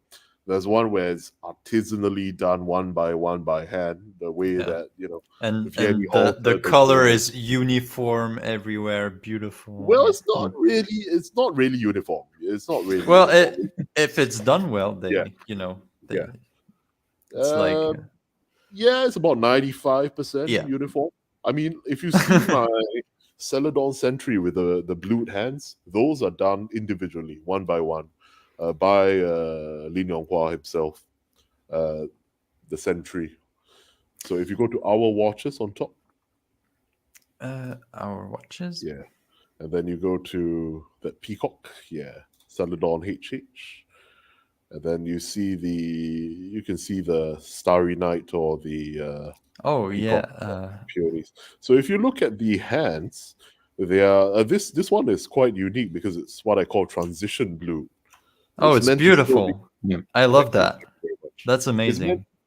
as far as I know, we are the only brand that does this transition blued hands. That is so good. I love it. Yeah, it's. I guess it's not apparent from the picture, but there's a gradient with the color. Yeah, you can see So- it right there. Yeah, so it's blue, and then it transitions the color, so you can see the gradient of the bluing, all the way from brown to purple, and then all the way to blue at the end. Guys, you are obsessing about those hands. I just look at that beautiful cloisonné dial. I don't care about those hands. to be honest. Everything. It's the full package. Everything is important. Yeah, exactly. freaking awesome. The full That package. was what I. Jonathan, why do you have to kill the moment, mate? Just let the guys enjoy their hands, for God's sakes, man. Are you serious or what? And with this watch, I mean, you don't know where to begin. The hands are handmade as well, fully handmade hands. The cloisonné dial, there are cloisonné dials, and then there are cloisonné dials. This one is so damn intricate. It's like, find me another cloisonné dial that is Yes. half as intricate Yeah. as this. Yeah, And at this price point, it's just ridiculous. I mean, I would be my best client. it's crazy. If I were not the owner of the brand, I would be my best client. I mean, The watch is look at 13. look at The watch those. is $13,000 US dollars, as far Exactly, as I yeah, know. Yes, exactly. I intentionally priced it to be very, friendly and accessible. I mean, I want to put my watches in the hands of people who appreciate them and love them. At the end of the day, I don't want to, again, I don't want them to be in an ivory tower where people can see them, admire them, but can't own them, like with certain brands. I mean, that defeats the purpose. In my opinion. So I create watches for people to appreciate them. And, it makes me so happy when people like you really love the watch that they get. I mean, it's just, I mean, it's a level of fulfillment that a creator feels, when his baby makes you so happy, Yeah. And, I had my doubts before we did that show that it Yeah. would come over like a commercial show Yeah. for your brand, and Yeah. we certainly our goals are different. Yeah. But I'm truly happy that you came on and we had the chance to discuss a couple of your items, because I'm Yeah. pretty sure nobody from the viewers has ever heard of a brand called Celadon. And just the fact that you made that beautiful world time just draw the attention to what else you're doing. And I think people can expand their view and what they see. And I just recommend everybody just to visit your webpage, just to see what you're doing. I'm pretty sure some people don't like a specific model, but I would say everybody will be able to find something that he really loves on your three brands. Question. Yeah. Sorry to interrupt. Question. Do you have a GMT in your collection of At the moment, no. But you never know. Very- I mean, wouldn't the world time be the ultimate GMT? Well, it's not technically a GMT, but I mean, in a way, it is yeah, a representation of all the time Yeah. zones. yeah. the It's ultimate not the GMT needs a GMT, date. That's the only problem. Wonderful. Well, it's better There we than a go. GMT, right? It's got 24 time zones on it, so Yeah, exactly. it's 12 Yeah. times better than a GMT. And just to please Mr. GMT, I have GMT and UTC on my city ring instead of London. I have What to do you say, think? Your city ring is probably the most unique one of all the Celestial Voyagers sold so far. I think you have the most changes, If I recall, yeah. I'm quite famous for changing everything that I can, so Well, I I mean, apologize in what- advance. No. I mean, I to be honest, I enjoy it too. I guess Alex may not enjoy it so much, but You had a stunning watch, and then he went and botched it up and decided to change everything on it. oh no botching. I mean, to make it personal is so awesome. I mean, you're not changing the case after all. You're not changing the hands. I mean, that would be fairly large changes. But to change a city ring, to change the dial, the enamel dial, that's obviously open. That's why we offer it as customization possibilities, because I think those are the areas that clients can personalize while still retaining the essential identity of the watch. Because some people have asked whether we can change the lugs, believe it or not, or whether we can change the hands.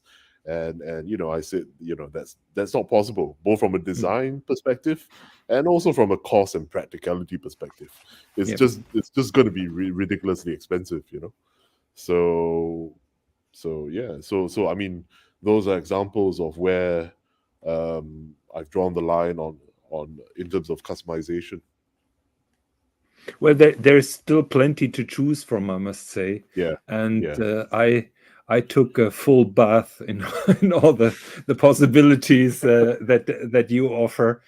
And I'm very much looking forward to finally have the watch in hands. I must say, Mrs. Higgins is not so pleased, because she basically said, this watch is so unique yourself, you will never be able to sell this again, which is not my intention.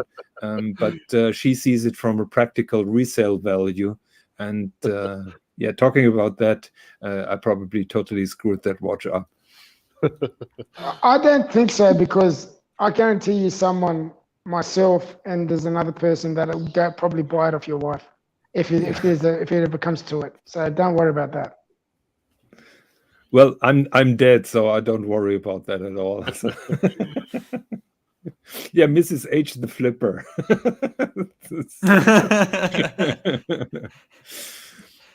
Well, I'm sure you'll find someone who wants Darwin on the city ring as well. I doubt that anybody is so crazy. Yes, Marco, the Century Cloisonné dials are $12,900 US. Yeah, it's crazy. Yeah. I mean, you just don't see something like that. I mean, one of the guiding tenets that I keep in mind when I create watches is first, best, and only. So my intention is to have the first, the best, or the only watch in its category. And the other tenet is also to be in a category of one. And that's where I think this Cloisonné dial Century is in. There's just simply nothing like it. It is mind-blowing, I must say. Yeah. Marco asked if yes, you can. Yeah, okay. Yeah. I mean, if you notice with a lot of my watches, especially the more high-end ones, they're highly customizable. And, I love that, because I myself love customizing stuff. I mean, to be honest, creating these watches are, in effect, an exercise in customizing watches for myself. I created them to be 100% the kind of stuff that I want to wear. So they are super authentic. I mean, I'm not creating them just to make money or just as a commercial endeavor. I created them first and foremost because I love them. I want to wear them. And so you can definitely feel the passion when you admire and when you behold one of these pieces. Hopefully it comes true. Benjamin, I have a question for you. Have you put a lot of thought into the straps that you use?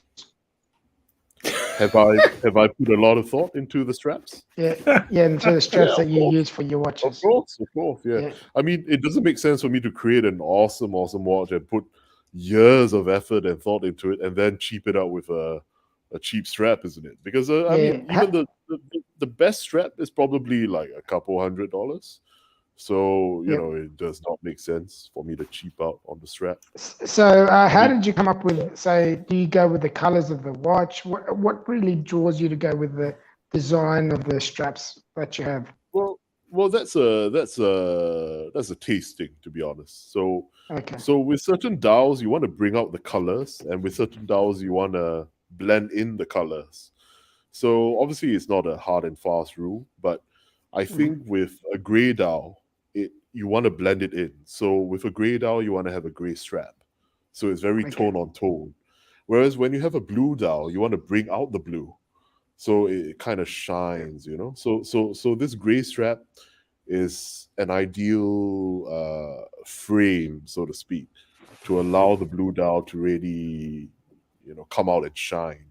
Because You know imagine if that you Jonathan wants to change the strap on it. That's why I'm asking. What? Wait. Everybody wants to change the strap. I said I want the gray strap. I mean, it's totally fine to change straps. I mean, it depends on your mood, and that's the beauty of it. Straps are so easy to change. They're not expensive relative to the watch. So yeah. I mean, why not have like 4 straps for this watch? Blue, gray. To me, the real genius part is actually the pairing of the color of the strap with the color of the hour ring. It goes together so well. Yes, It's perfect, absolutely beautiful. Yeah. So Io Dinote asks if the straps also come in extra large, because he always needs extra large size. I can say yes. Alex told me who supplies him with straps, so I'm very sure they can do it. I mean, it doesn't really matter because this has been sold out. Is that correct? This watch has been sold out? We will create more Celestial Voyagers in the future. They will be, different because we want to keep the first series unique and special. So we will have those special editions with, particular dial designs like the sunset over Cappadocia. Mm-hmm. And the next version of the Celestial Voyager will be quite a big departure from the current one. So that's coming out sometime halfway through the year. So yeah. Okay. So I'm gonna own the discontinued watch when I receive my watch. Well, I wouldn't call it discontinued. I would call it sold out. Sold out, not discontinued. What are you talking about? Yeah, it's not discontinued because we're no. I was just joking. Ben Marco asked, when we were talking about the Celadon, he was asking if he can customize the dial pattern. You can, yeah, you can. So, but then someone must create a mold or something for the stamping process. So no. For the cloisonné dials, there is no mold. They are 100% artisanal, individual. If you're talking about the Century, if you're talking about the Imperial, then that's not customizable unless you're ordering like 100. Okay. Yeah. I think he was talking about the Century, which is the cloisonné enamel dial. This one. I'm not sure what he's referring exactly. I think the question came up first when we were talking about the Imperial Peacock. So, but we replied to both possibilities. So the artisan who makes those cloisonné dials is open to customize, and probably he has a wide array of things that he's already done. That is true, but all in the Chinese vein. So this Starry Night is definitely a first for him, because he's a very renowned enameler in China, arguably the best, and probably one of the best in the world as well. So and it's quite interesting for me because I work with 2 enamel workshops, which is I think quite unique in the watch industry, especially for a one-man show like myself. Yeah. And so I get the benefit of seeing how enamel is created in La Chaux-de-Fonds for the Celestial Voyager, and also in China for the Celadon Century. And there are certain differences, and obviously there are certain commonalities as well. And the cloisonné tradition in China has 600 years of history, and it's developed a lot of characteristics and techniques which are distinct to the Chinese tradition. So there is a lot of authenticity as well. They're not just ripping off the Swiss. It's got a lot of history. It's got a lot of heritage, and it's still a distinct school of thought. School of tradition of the techniques as well involved, and so this Starry Night is not something that Master Seong has produced before. So it's definitely a new thing. But as you can see, it's turned out quite well. I mean, I think it's mind-blowing. And then paired with an orange strap, I mean, it is awesome. I wear this watch all the time. It's gorgeous. It definitely is gorgeous. Yeah, it's gorgeous. Yeah, I love it, man. So as I say, it's definitely sexy. Swiss, the show is running now for 2 hours. Do you think we should open the panel? Maybe someone is willing to hop on, or should we close the show because we are running so long? It is as you want. I'm okay. Actually, I could talk with Ben for another 2 hours too. Yeah, me too. Honestly, me that's too. possible.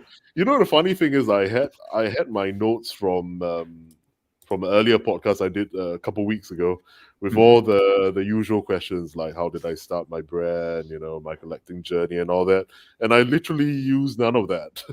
It was like Ben, funny. You remember when we prepared the show? You asked me. You asked me, can you tell me the questions that you're asking? And I told you we don't do that. I think I talked about those stuff for like 2 minutes, and then after that, it was just a segue into the Vacheron motor pusher. Yeah. And then I don't know where we went to for the last. We're simply having a discussion, you know, friendly discussion. Yeah, it's just like a group of friends just getting together, talking about what they really enjoy and love. Pretty much that's it. And then you have me jumping in, talking some shit. Yeah. I mean, it's super organic, and I think it leads to the best kinds of discussions because, you know, everything I've said is completely off the top of my head. So and that's the best. That's exactly what we want. Content. Yeah, exactly.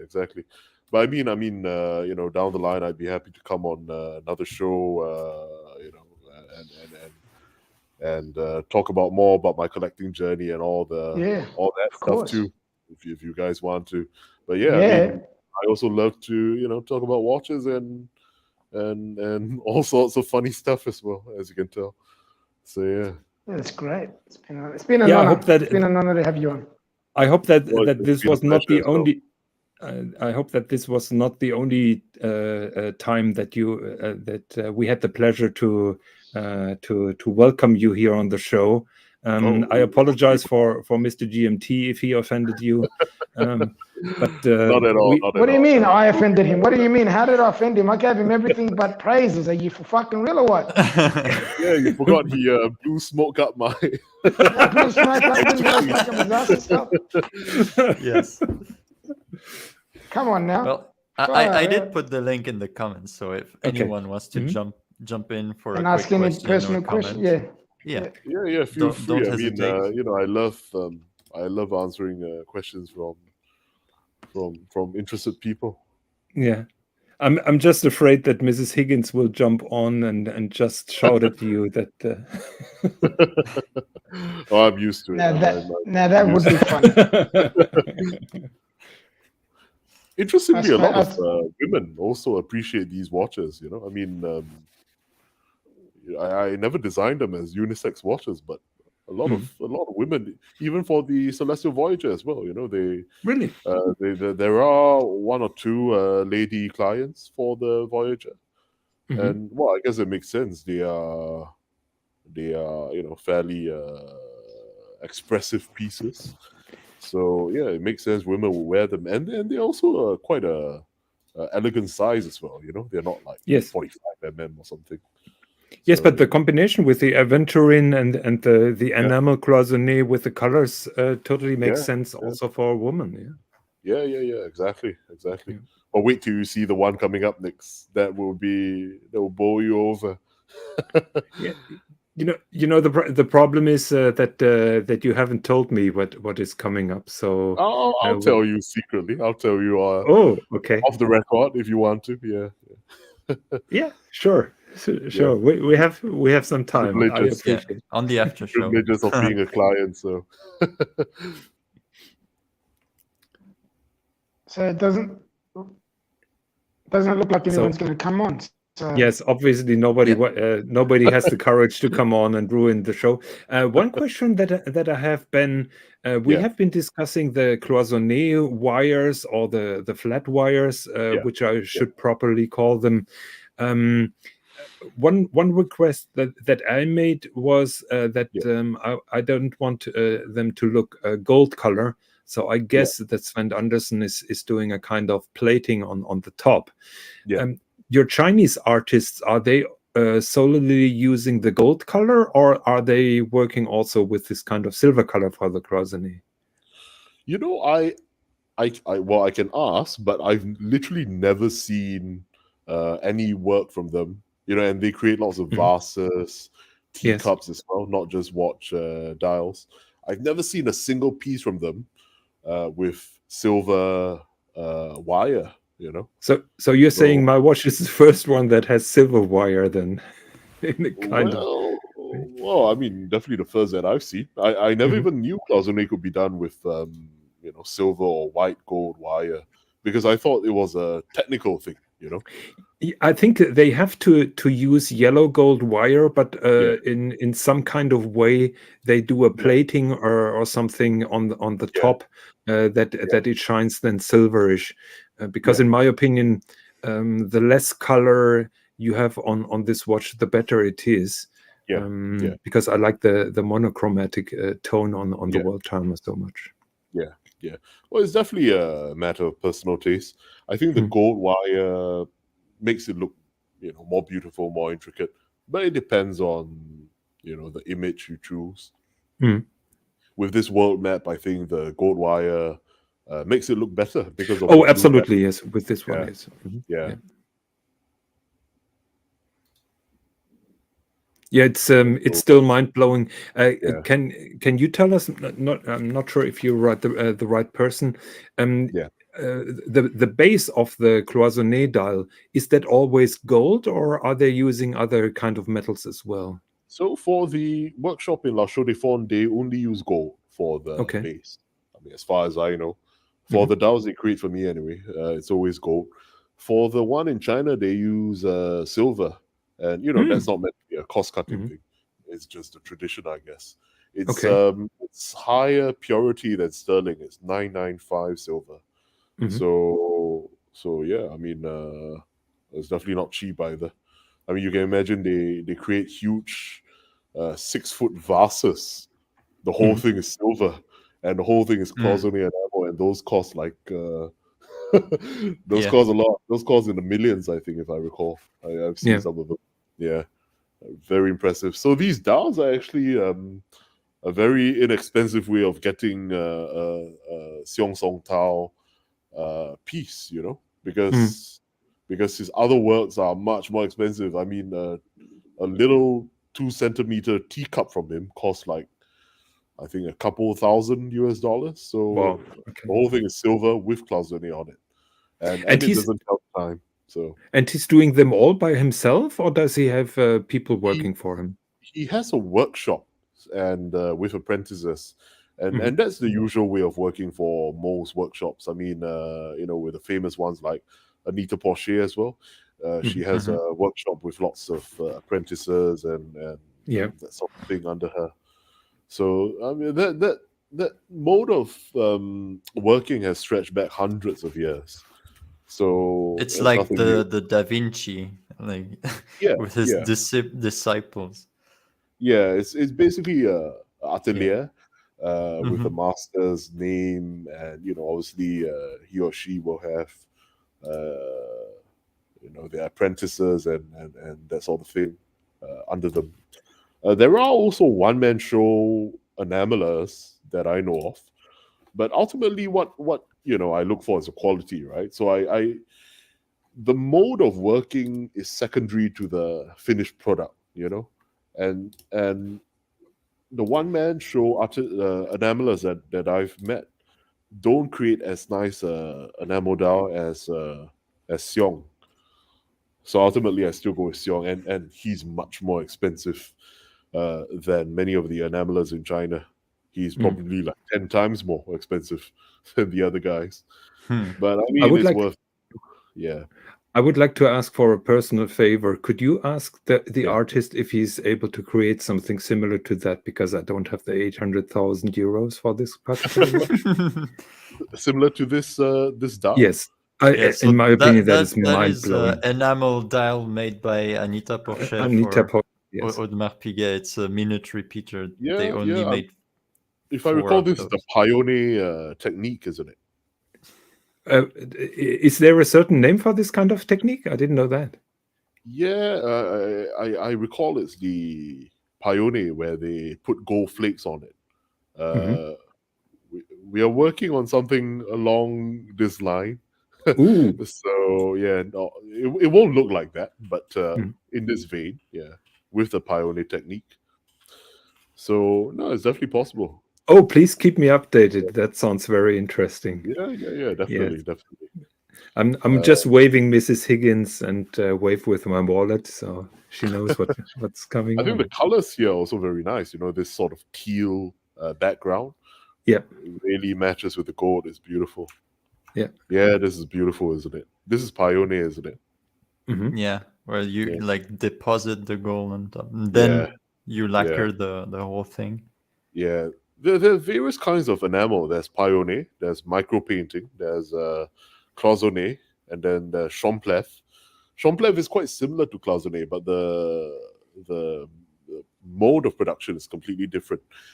They Okay. either CNC engrave or they hand engrave um, a design on the dial, on the base, and then they fill it in with the enamel colors. Oh, And then they, okay. they cook it with every color. Whereas cloisonné is more difficult to do. Cloisonné, they draw out the Yeah, image, you and you then have they to shape with the wire everything, right? Yeah. exactly they individually shape, tweak, lay out the wire, and it's insane. It's absolutely insane to Yeah, do. I think because I also met Yeah, the Alex in the Anderson yeah, atelier, and he was talking about this yeah, this piece right here, and he said that yeah, they yeah, used like more than 1 meter of gold yeah. wire. Crazy, right? Yeah, that is absolutely in a tiny thing like that. Yeah. To give you a context, this is a dial of 1.8 cm in diameter, Yeah. and they use like almost 1 meter of gold wire. And to be honest, I think they use like most of their brains as well to create this. I mean, Yes. Yes. it's I think mind-blowing. Alex told me that after they finished, they told him to never do that again. Along that line, yeah, along that line. I mean, and I told Alex that's exactly the kind of reaction we want because we are trying to push the envelope as much as Yes. Yes. possible. Yes. Yeah, with all my watches, from $1,000 to 100,000, I'm trying to push the technical envelope. Basically, I'm just trying to push the maximum limit with design, with the technical aspect, with everything. And the dial technical aspect, and also the movement, and every damn thing. I'm trying to do it to the 1,000%. Yep. So yeah, I mean, just trying to create the best watch imaginable, and then some. So Yeah, you can tell, and to me it was very important to have you on the show because you're not only saying that the pieces that you've already done shows this, so you're not only talking, yeah, you really do it, and yeah, for sure. this is why I really I was chasing you to have you on the show, if you remember correctly. Yeah.